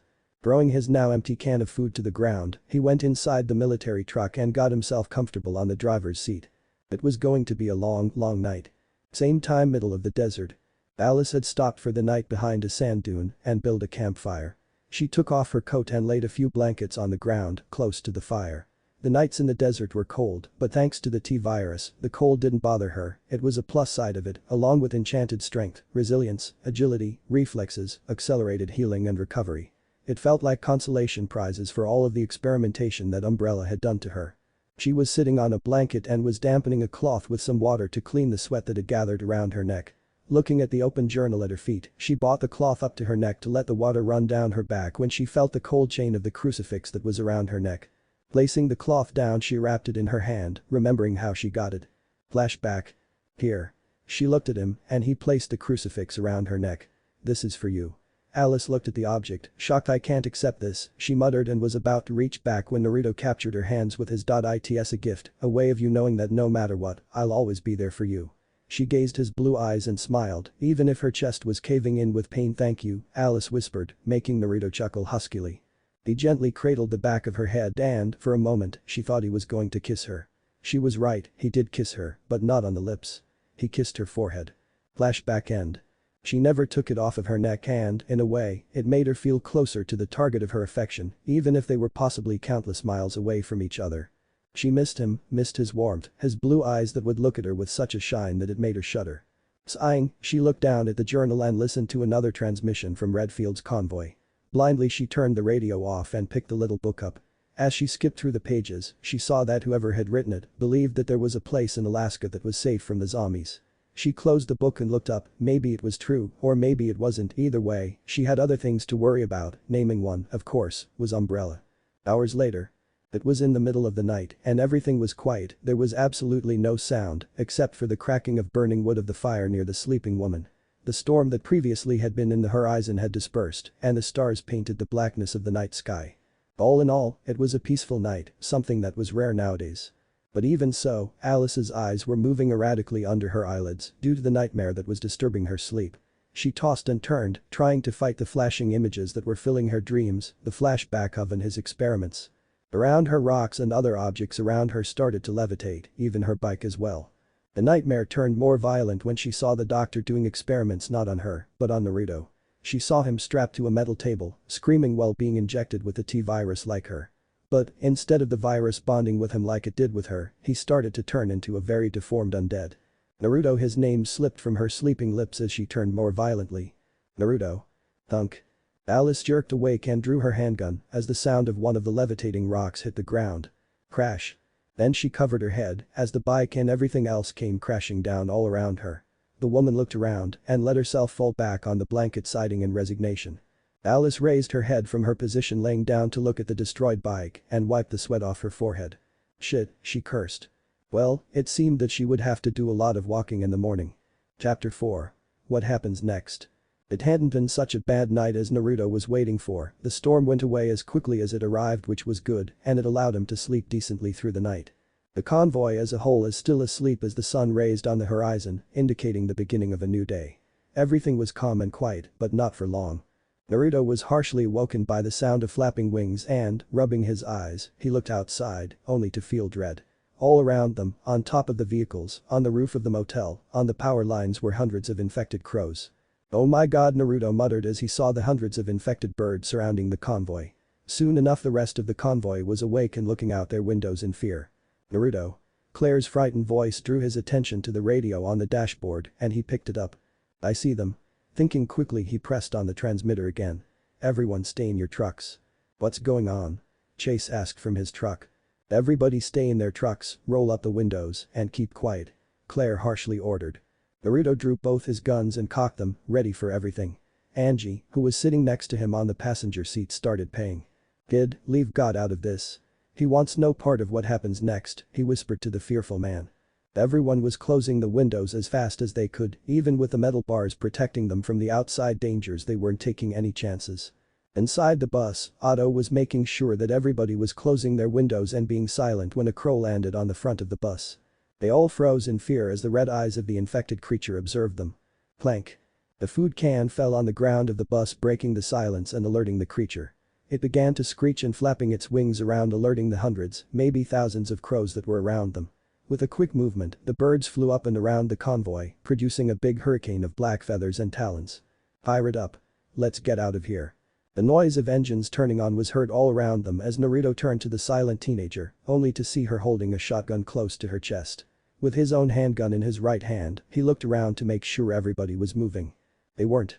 The ambulance was stuck and Naruto realized that LJ and Betty were still inside the medical vehicle. Fucking shit. He cursed loudly, hitting the steering wheel with his fist as he saw them getting out and running to the bus. They managed to get inside safely, but now all the crows were concentrating their efforts on it. Otto stepped on the pedal, but with a mass of black feathers blocking his vision on the other side of the glass, he didn't see the light pole until it was too late. The bus crashed against it, making the metal bars of the windshield fall broken to the ground, leaving the glass unprotected.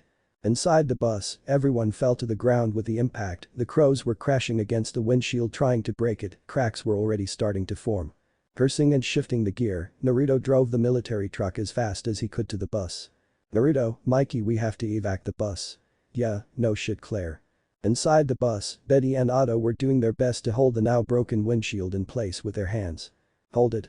Betty screamed, trying to make herself be heard above all the noise as she used all of her strength to keep the glass in place. A couple of miles away, same time.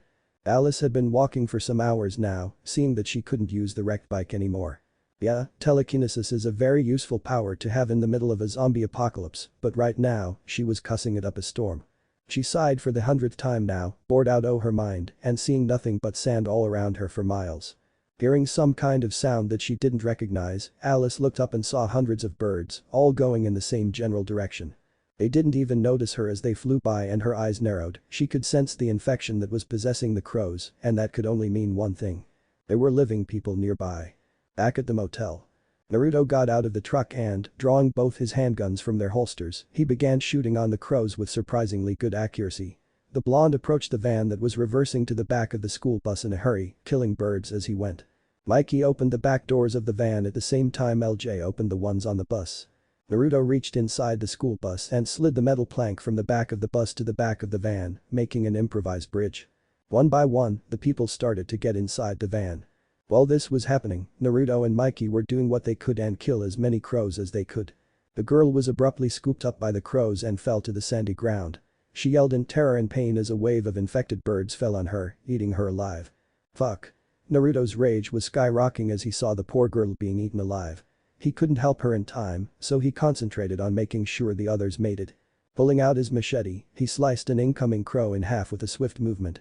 But another girl tripped and fell, and this time, Naruto didn't see her, so, thinking quickly, the girl hid under the bus as the van, now full of people, started driving away. Naruto was the only one outside doing what he could, shooting and slicing as many crows as possible. Meanwhile, one of the survivors had gone up one of the vehicles that had a flamethrower on top and started to put it to good use. Eddie. Naruto heard LJ scream desperately and looked at the bus. Eddie had closed the back door so the crows that were already inside couldn't go after the people in the van, but stayed inside and condemned herself to be eaten by the infected creatures. Turning to the van, where Claire, Angela, Kmart, and the others were, Naruto yelled. Go, go, go. And he switched guns since the one he had in his hand had already run out of bullets. Meantime, the crows had managed to go through the deadly flames and kill the survivor, and now, the flamethrower was spinning out of control. Naruto then saw movement out the corner of his eye and turned his head. The girl that was under the bus had just seen Otto die right in front of her and, in panic, made a break for it. Some of the crows were trying to get her, but Naruto ran to her and managed to shoot them before they could reach her. When he managed to catch up with her, he picked her up by the waist and turned around. Time slowed down. A still spinning flamethrower was now pointed in their direction, and he couldn't dodge the flames with the girl in his arms, nor did he have the time to do so. So he did the only thing he could, he protected her with his body.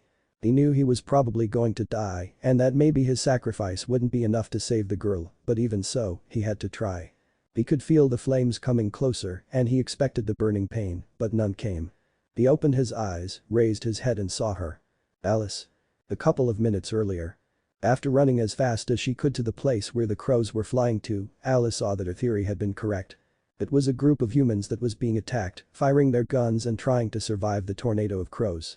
She saw a flamethrower spinning out of control and a girl running in her direction being chased by a blonde man with a beard. Wait, what? Alice looked at the running man, who didn't even notice her, being concentrated in trying to save the girl. When he finally reached the girl, the flames were coming down on them, and that was the moment that she recognized the man. It was Naruto. Acting on instinct, she raised a telekinetic shield around the blonde, who had surrounded the girl with his arms in a futile attempt to protect her. Then they made eye contact when he raised his head. Odd, the emotions that those blue eyes invoked in her heart was breathtaking, and he felt them too. Looking at the green eyes of the woman that occupied his thoughts almost every single day only made him realize how much he truly missed her. Alice had stopped the flames before it could reach them with her powers, and her pupils were wide open as she looked at him. Then she redirected the flames to the crows and killed them all with the same fire that had nearly killed the blue-eyed man and the girl. As she did so, a tear fell down her cheek and, in no time, there were only ashes falling from the sky. The girl in Naruto's arms ran back to the van, frightened by the unknown woman's power. She chuckled tiredly as he approached with a stupefied on his face and started to fall, but was caught by Naruto's warm, waiting arms. He cradled her in his arms and caressed her hair. It wasn't long before she passed out, tired from using her powers on such a scale. He gazed at her sleeping face as her head fell on his shoulder. Alice. He choked the words out as Claire walked up to him and looked at the passed out woman in surprise. Naruto this he cleared his throat. Yes, it's her. He got up, cradling Alice in his arms bridal style, and went inside the motel. Once there he laid her on the couch of the lobby as Kmart approached and he looked at the teenager. "Watch over her while I go help Claire." The girl nodded seriously and sat down on the same chair where LJ had been the previous day. "I will." Behind the teenager was Angie, who was looking at the sleeping woman with a shocked look on her face. Naruto maneuvered Alice around so he could take her coat off and folded it, placing it beneath her head like a pillow. Running his hands through her hair, he leaned over and kissed her forehead, causing Alice to shift a little as a small smile made itself known on her lips. "Thank you, sweetheart." Kmart, seeing the exchange, remembered all the times Naruto and Angela would talk about Alice fondly. As he straightened, he kissed Angie's forehead as well and hugged her, squeezing her against his chest, thanking God for her and the others being alive. Naruto walked out and took a deep breath. They had work to do. Chapter 5. Reunion. Alice could feel herself waking up from her dreamless sleep after she used too much of her powers. As she opened her eyes, she brought her right hand up to rub them, but caught a glimpse of something wrapped around her wrist. It was a bracelet. She touched it and for a moment, admiring it, then, the green-eyed woman looked at her left and saw two girls, seemingly waiting for her to wake up. One was a blonde sitting on a chair near the couch Alice was laying on, and the other girl, who was sitting comfortably on the lap of the blonde, smiled at the woman. Alice recognized her immediately. "Angie?" she asked hesitantly, but when the smile turned into a grin, she knew for sure she was right. The teen got up at the same time as Alice, and they embraced, happy to see each other after so much time. Kmart sat awkwardly, not knowing what to do as her girlfriend hugged the source of so many of her stories and affection. They separated, and Alice turned to the other girl. "Hi." The girl greeted nervously, smiling. "Hey." Alice smiled at the blonde, who glanced down at Alice's wrist, where the mysterious bracelet rested. "This belonged to you?" she asked, mentioning the bracelet on her wrist. "Gave it to you earlier, for luck." The girl timidly looked down. "Thanks." Alice smiled. Her voice was barely a whisper. "What's your name?" "Kmart." The older woman raised an eyebrow in an amused confusion while smiling amusedly, making Angie giggle at the teen's embarrassed face. "It's where they found me, Claire and the others a few years back." Then, Angie turned to her girlfriend and signed, making Alice look at her in confusion. "Right, yeah, I'm also Angie's girlfriend," she stated, bringing said girl towards her by the waist. Alice's eyebrows raised, not because of the announcement, but at the teen's inability to talk, but she quickly recovered.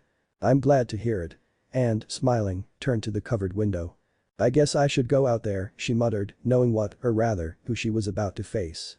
Once outside, they found the people who survived the attack burying their dead. As they approached them, Alice could see Naruto's tall and muscular form next to a retreated woman that asked, "Anyone wanna say something?" He had changed his clothes, and she vaguely remembered that he had been covered in infected blood when he caught her. Now, he had a black t-shirt on, with a back bulletproof vest over it that had some hidden pocket, probably with extra ammo for the Smith & Wesson Model 629 competitor revolver inside the holster strapped to his right thigh. He also had dark cargo pants, with a sheathed knife on the right side of his hip, and combat boots. Alice noticed his metal arm was still there, and it showed the use Naruto had put it through the years, but it still glinted when the sun reflected on it. Nobody spoke, but the pain was evident in all their faces. Some were kneeling, like LJ, others were standing, and silently crying. Kmart and Angela approached Naruto and the retreat as they lowered their heads in silent prayer. Hearing the teen girls approaching, Naruto turned around, and his gaze was instantly on Alice's form. He placed his hand on Claire's shoulder and gave it a light squeeze, getting her attention, and the two of them walked up to Alice. LJ stayed behind and kneeled by the cross on Betty's grave and placed a necklace that had belonged to her around it, crying silently for the loss of the woman that meant so much to him. "Alice, this is Claire Redfield, she's the one that put this convoy together." God, she missed the sound of his voice, and the look he had in his blue eyes was not helping. Claire looked Alice up and down. "The Alice?" Naruto only nodded, and the two women shook hands. "Thank you so much for your help." Alice nodded and smiled, accepting the gratitude, and the retreat heard someone call for her. "Excuse me, I have things to attend to." As she walked away, both Alice and Naruto glanced at each other, wanting to say so many things, to do so much. Alice bit her lower lip nervously, drawing the blonde's attention to her lips. Naruto had envisioned their re-encounter so many times in his mind, but to finally have her near him and being given the opportunity to say all the things he wanted to say left him almost speechless. In the last 6 months, she lost half of the convoy. He started, taking his eyes off her alluring lips and walking forward. "Pretty soon there will be more of us dead than alive." Then he looked her in the eyes. "Alice, what happened to you? Why did you leave the safe house?" he asked as they continued walking. "I didn't have a choice, they were using me," Alice said, shaking her head. Naruto tilted his head confused. "What do you mean?" They were tracking me, she shook her head. I couldn't around you, any of you, Alice then looked at the side. I would have gotten you all killed. That's why you disappeared? He asked, his jaw tensing in irritation. Broke into an umbrella facility and hacked onto their computers, the woman shocked her head. Downloaded the satellite trajectories and stayed off the grid. She shrugged. And after the world ended? He licked his dry lips. Why didn't you come back? It's just safer if I'm not around people. Alice gritted her teeth. Safer? Alice could see the revolt in his eyes. Alice, we needed you, we would have helped you. He quickly shut up and turned around, facing away from her, trying to calm down. What happened? She whispered. We lost Jill, and Angie has stopped talking along the way, Naruto said, leaning against the gas truck near them. We were attacked and separated after some raiders tried to steal our supplies, and after a few weeks, LJ and I only found Angela. She was never the same again. He lowered his head. I just wished that he chalked the last part ut, and Alice could see the pain in his eyes as he closed them, trying to control himself. He felt the soft skin of her hand on his cheek as she caressed his beard, gently trying to make him open his eyes and look at her. She succeeded. I didn't want to leave, especially after our talk. Her hand traveled to the back of his neck and brought his head down so that their foreheads could meet. But thinking about what Umbrella would do if they got to you too, she took a shuddering breath. I couldn't let that happen. She gazed at his slowly opening blue eyes. Oh, Alice, he whispered as he hugged her close. Her heart was hammering against her chest, and she could hear his racing too with her enchanted hearing. We would face the entire world for you. I know, she muttered, massaging the back of his neck as he hugged her harder. Suddenly, she remembered something. Damn. Breaking the hug, she looked up at the sky, and Naruto's eyebrow raised, then Alice glanced down at the watch attached to her belt. What time is it? Chase, Naruto called cowboy hat wearing man as he passed by them. What time is it? Chase looked at his wrist. Well, Naruto, it's 12:14. Why, you got somewhere you gotta be. The blonde chuckled at the cowboy and looked at Alice. Sorry. She smiled. Guess I'm just being paranoid? Asked Naruto, chuckling. Look, I've to take care of a few things. Alice nodded, understanding he had other responsibilities. I'll see you later, okay? Okay. She smiled and watched as he proudly walked, with his back straight, towards the group of survivors. Walking around, she studied the convoy, people would look at her, and when she returned the gaze, they would turn around quickly. Alice understood their apprehension. After her walk, she leaned on a pillar of the gas station and waited for Naruto. She closed her eyes and took a deep breath, thinking about her next move. She could continue her path, running and dogging Umbrella's attempts of catching her, but she knew that if she left Naruto and the others would come after her, besides, she owned them for her to stay. Alice was pulled out of her thoughts when she heard footsteps coming in her direction and opened her eyes, looking up, it was that woman, Claire, and, as she got closer, she took off her gold-rimmed sunglasses, fidgeting with them in her hands before hanging them on her dirty tank top. Got a minute? The redhead asked hesitantly. Yeah. Everybody is grateful for your help, Claire started. But how long am I gonna stay? Alice finished knowingly. Look, it's not about that. Alice's eyebrow shot up at that. I just need to know you're a threat to this convoy. Claire's voice was somewhat forceful, and Alice noticed that she cared a lot about those people. I'm not, she responded, confused with her reaction to her powers. Good. Claire nodded, satisfied. If you're wondering, it's the respect that everyone in this convoy has on Naruto that it's making us agree with you staying with us. Alice nodded. By the way, do you know anything about first aid? Nod. I need you to check Naruto's wound, seeing that bed as well, it needs checking. And Alice watched Claire walking back to the group of people that were reorganizing the supplies. Turning her head, she caught a glimpse of Naruto's back, he was talking with that man, Chase, and laughing, she smiled fondly as she watched him, happy to see him again. Meanwhile, Alice had begun to get to know some people of the convoy and was surprised to find that they started to accept her.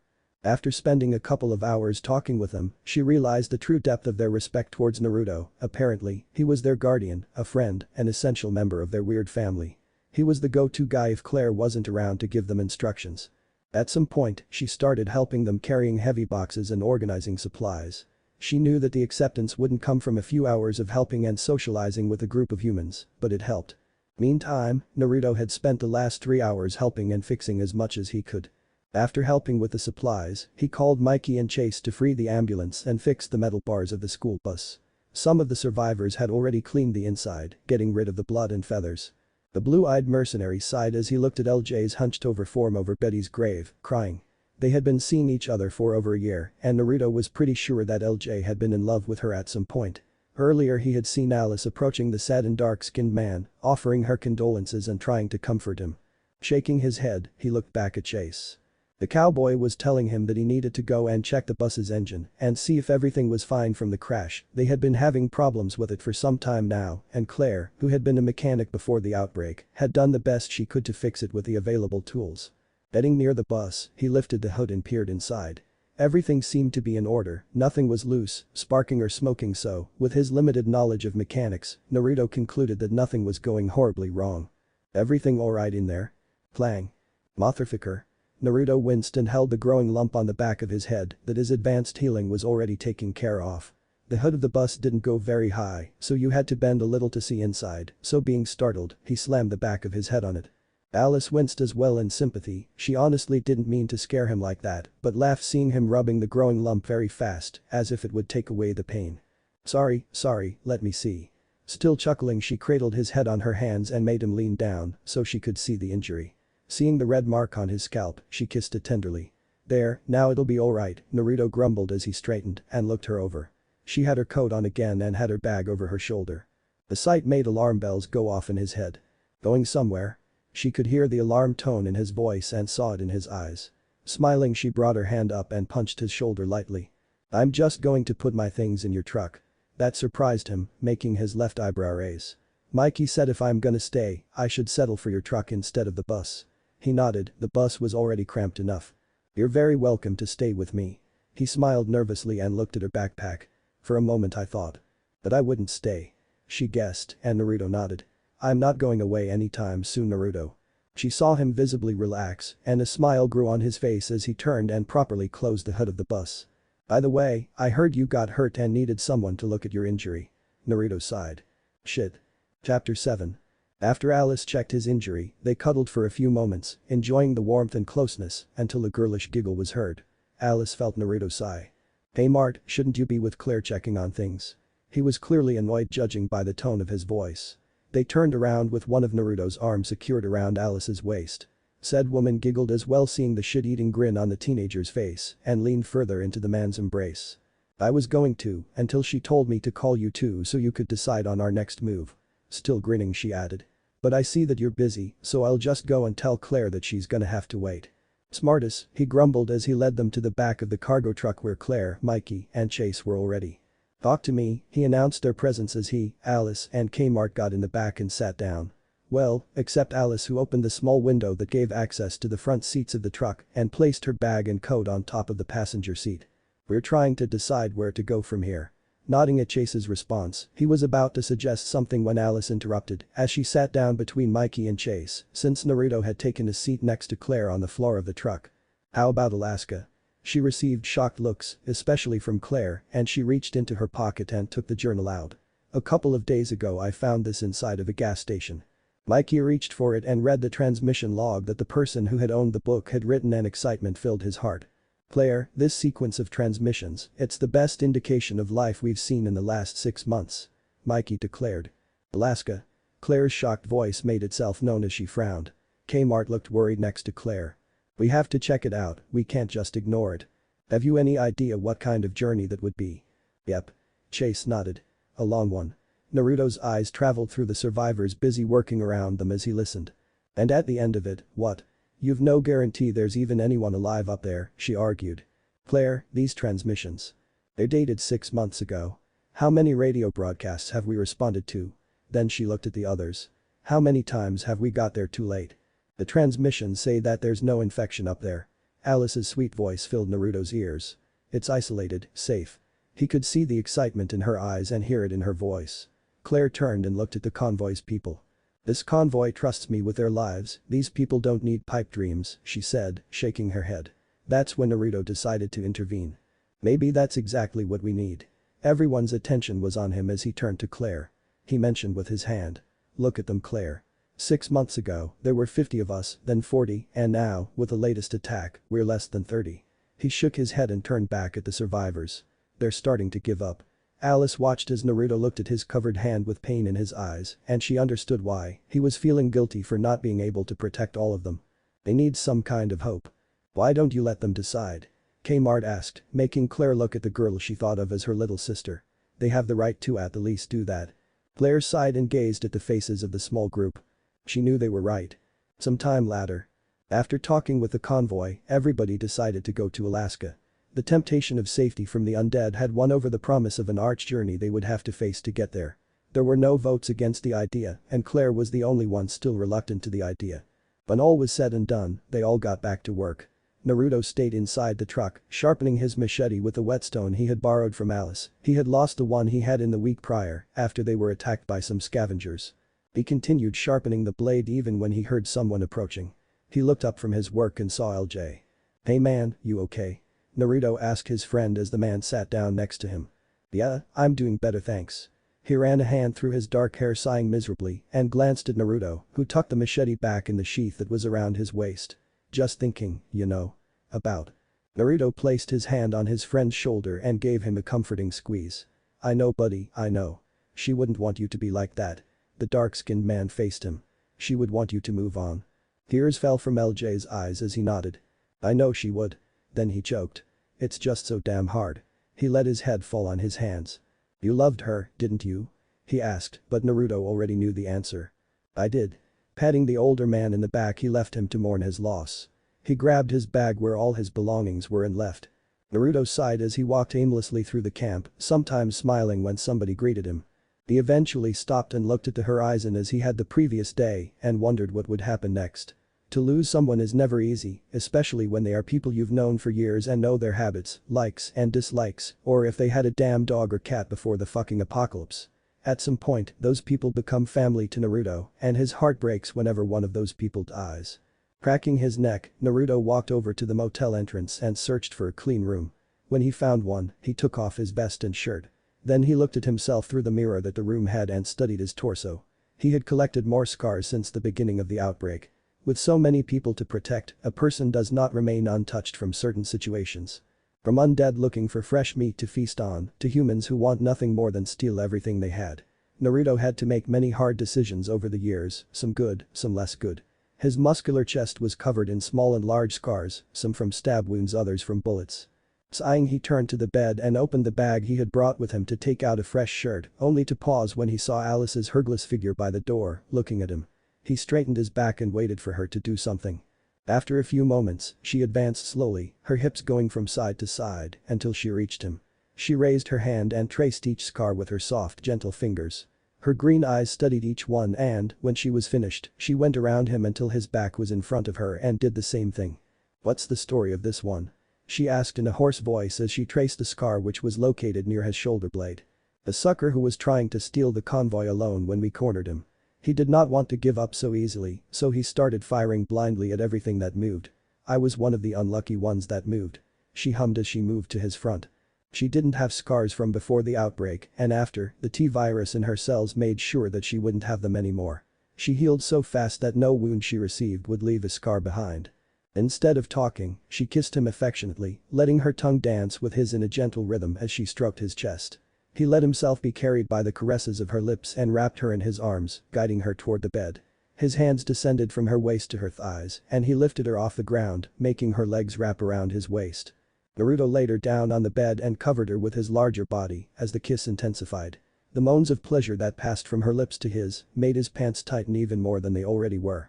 They parted from the kiss and joined their foreheads as they tried to catch their breath. "If we don't stop now, I won't be able to control myself, Alice," he whispered as he kissed her neck and jaw.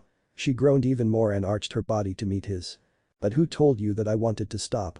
She growled and gave him a push to be able to straddle his hips. He gave a silent chuckle and admired her as she took off her short-sleeved shirt and tank top, leaving her naked from the waist up like him. "I wasn't," he murmured, raising his hand to caress her breasts. Alice moaned as he stroked her tits and he lifted his body from the bed so he could kiss her collarbone and, as he massaged her breasts, the kisses began to move south. Suddenly he wrapped her left breast around his lips and tongue. If anyone had passed by the room they would have heard a series of moans and grunts, which symbolized the longing felt by the two lovers who had been apart for so many years. Nighttime. Naruto, Alice, Claire, Kmart, Chase, and Mikey were seated around a wooden box, lit by a flashlight that was placed on top of it. They were discussing the trip to Alaska. "The food's virtually spent and my truck's running on empty," Naruto started, rubbing his now shaved cheek. "Alice has practically demanded that he shave the rat's nest, as she put it, off." At first, he refused, but she convinced him by using some very satisfactory methods. When they left the motel room, many were surprised to see Naruto with his beard shaved, something they had never seen. He turned to Mikey. "I've got a half-full tank of gas." He pursed his lips and shrugged. "That's it." "Ah shit." He shocked his head. "I don't even have empty. I've got enough for 100 miles, tops." Alice looked at Claire, who was sitting next to Naruto with her arms wrapped around her knees staring at nothing. She turned back to the conversation. "Alright." Naruto sighed as he took a map out of his back pocket. "If we're gonna make this trip, we're gonna need more supplies." He unrolled the map on top of the box and pointed to an already marked site. "The nearest and safest bet is here." Alice leaned over and saw where his finger was indicating. She shook her head. "No, it's empty, I tried that." Her lover looked at her for a moment then back at the map. "Well then," maybe Mikey leaned as well. "We could try." "Vegas." Everyone turned to Claire. "It's the we're sure to find gasoline and supplies." "There's a reason for that." Naruto snorted. "Right now, Vegas means suicide." "Yeah, that place is crawling with them sons of bitches." Chase backed him up. "We've drained every small town dry for the past 6 months, we have to hit a big city." She reasoned. "She's right, Vegas, it's our only bet." Alice could see the truth in Claire's words. "Well, shit." Naruto got up. "You lot better rest, you're gonna need it." And with that, he made his way to his truck. When he arrived, he sat in the driver's seat, leaned the seat back and closed his eyes for a few minutes until he heard the door on the passenger side open. He did not need to open his eyes to know it was Alice. She moved around the chair, probably to take off the t-shirt, and sat on his lap where she snuggled up against him. Naruto wrapped her in his arms and let the sound of her breathing and her warmth lull him to sleep. Next morning, after everyone awoke, they set off for Vegas. Kmart joined Alice and Naruto in the cargo truck and after a few hours' drive, she fell asleep with her head resting on Naruto's shoulder. Alice smiled at the teenage girl and turned her eyes to the notebook she had found at the gas station. She was reading it again and passed a page where you could read. "Still people, living people, loving people." As she read it, she looked back at Naruto and Kmart and thought of the last 2 words she had read, smiling. Naruto was concentrating on the road but felt his lover's eyes staring at him. Returning the look, he smiled and mouthed "I love you," which made her smile turn into a grin. A few hours later they came to Vegas. Alice had fallen asleep, but a bump of the truck woke her. Wiping the sand from her eyes, she noticed the shocked faces of Kmart and Naruto, and when she looked out the window, she realized why. Where roads once were, it was just sand that you could see. "What happened to it?" the teenage girl asked in stunned, looking at the city buried in the sand. "Desert must have taken it back," Alice answered as she too looked around. 5 years, no one to keep the sand back." "Well, it's not like much was lost, right?" Naruto grumbled. Noticing the satisfied tone in his voice, Alice raised an eyebrow while Kmart grinned. "I sense story." Naruto mumbled something under his breath. "Didn't hear you," the teenager teased. "I lost $2,000 here." "Wahahaha, sorry I'm good, hahaha." Kmart laughed her ass off at Naruto's expense, as did Alice, who was chuckling. Yeah, very funnibert." he playfully added. "Jerk." Alice's chuckles continued, hearing the playful banter between the two. They all eventually stopped in front of a container that was in the way. As they got out of the truck, Naruto caught sight of Claire up ahead giving orders to the survivors. She had Chase climb the Eiffel Tower to get a better view of the surrounding area. "Ah, shit." As Chase passed a snickering Naruto, he gave the blonde man an assault rifle, more specifically, a HK-36C. "What's this for?" he asked a cowboy as he grabbed the gun and the ammo that was offered to him with an eyebrow raised. "You never know when you'll need it, and you know how it is, better having and not needing than needing and not having it." Yeah, I know." Setting the weapon against his chest and pocketing the ammo, Naruto approached Alice, Claire, and Mikey. They were inspecting the container, and Naruto asked himself what the hell was a container of those doing in the middle of a city. There was something wrong with the picture. "Mikey, get the winch," Claire ordered the boy, seriously freaked out. Alice carefully approached the container, feeling something coming from inside the thing. She leaned her ear against the side of the large metal box and closed her eyes, concentrating. "Wait," Alice said, gesturing with her hand to silence them. Naruto tilted his head but readied his rifle nonetheless. If Alice was getting some kind of vibe from it, then something was definitively wrong. Turning around to the people of the convoy, he signaled them to get inside the vehicles, leaving him, Alice, Mikey, Claire, Chase, and a few others outside if problems arrived. Alice's head jerked back. "Get back," she yelled, quickly backing up to Naruto's side and raising her shotgun. Naruto, bending his knees slightly, raised the rifle to a ready position against his shoulder and tensed. The container door fell, making a cloud of dust when it crashed against the ground, and for a long second nothing happened. Until dozens of undead with black eyes emerged and began to charge towards them, hungry for human flesh. Bang. Bang. Bang.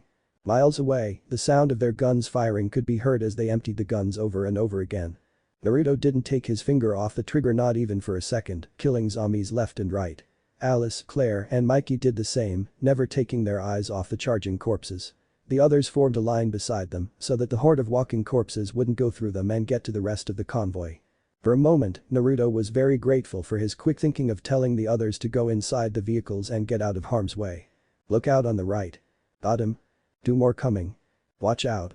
The shouts of warning and triumph engulfed Naruto, adrenaline filled his veins, and when he saw Alice discard her empty shotgun and start using her 2 kukri knives, he threw his own rifle to the ground as pulled out of his machete, causing the black blade to shine under the scorching sunlight, cutting throats and heads of the attacking monsters with fast and precise movements. One of the survivors directly to his right did not see one of the zombies running toward him, concentrating on the others in front of him. Clutching at his arm, Naruto pulled the man behind him and stuck his blade between its eyes. The 2 lovers danced among the bloodthirsty monsters, not allowing them to pass them, and those who succeeded were quickly killed by the wall of survivors, led by their rated leader. Naruto ducked, avoiding a wild blow from one of the dead, and cut the neck of an incoming one. Quickly turning, he drew one of his handguns and shot the back of his attacker's head.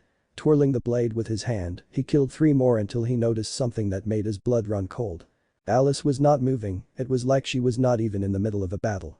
Running to her, Naruto grabbed her shoulders and shook her violently. "Alice!" he yelled in her face without receiving any reaction. Looking over her shoulder, he saw that the survivors were having problems with the undead. Cursing, he looked Alice in the eye and was shocked when he saw the logo of Umbrella flashing in her eyes. "Oh, hell. Fucking Umbrella." Alice was panicking. From one moment to the other, she was killing undead, then she unwillingly stopped moving. No matter how hard she tried, she could not move a single muscle and saw Naruto standing in front of her screaming her name with his hands on her shoulders. That's when she realized, maybe at the same time he did. Umbrella. Concentrating, she used her mental powers to try to break the tail they had on her. The headache that this action caused her almost blinded her, but when she saw the blonde trying to protect her from so many zombies, she pulled herself to the edge. If she didn't break free from their control, Naruto would not survive, neither he nor the others in the convoy, so with a mighty mental cry, she fries the satellite's processor. She stumbled a bit, causing a relieved Naruto to balance her. But it was too late, many of the undead had reached the survivors and killed some of them. Mikey and LJ had been killed and overrun by the monsters. Naruto turned to Alice. "Go get those fuckers while I deal with this." He kissed her and ran to finish the few undead left. Alice raced to the building near them where she sensed the signal was coming from. Sprinting up the steps and kicking the door to the rooftop open, she stalked like an angry lioness to the white tent where the Umbrella operatives and Dr. Sam Isaacs were. As she approaches, she could feel them trying to get her under control again, but fights it off. "Not this time, asshole." What if Naruto get banished in Resident Evil? End here, and thanks for watching my video till the end.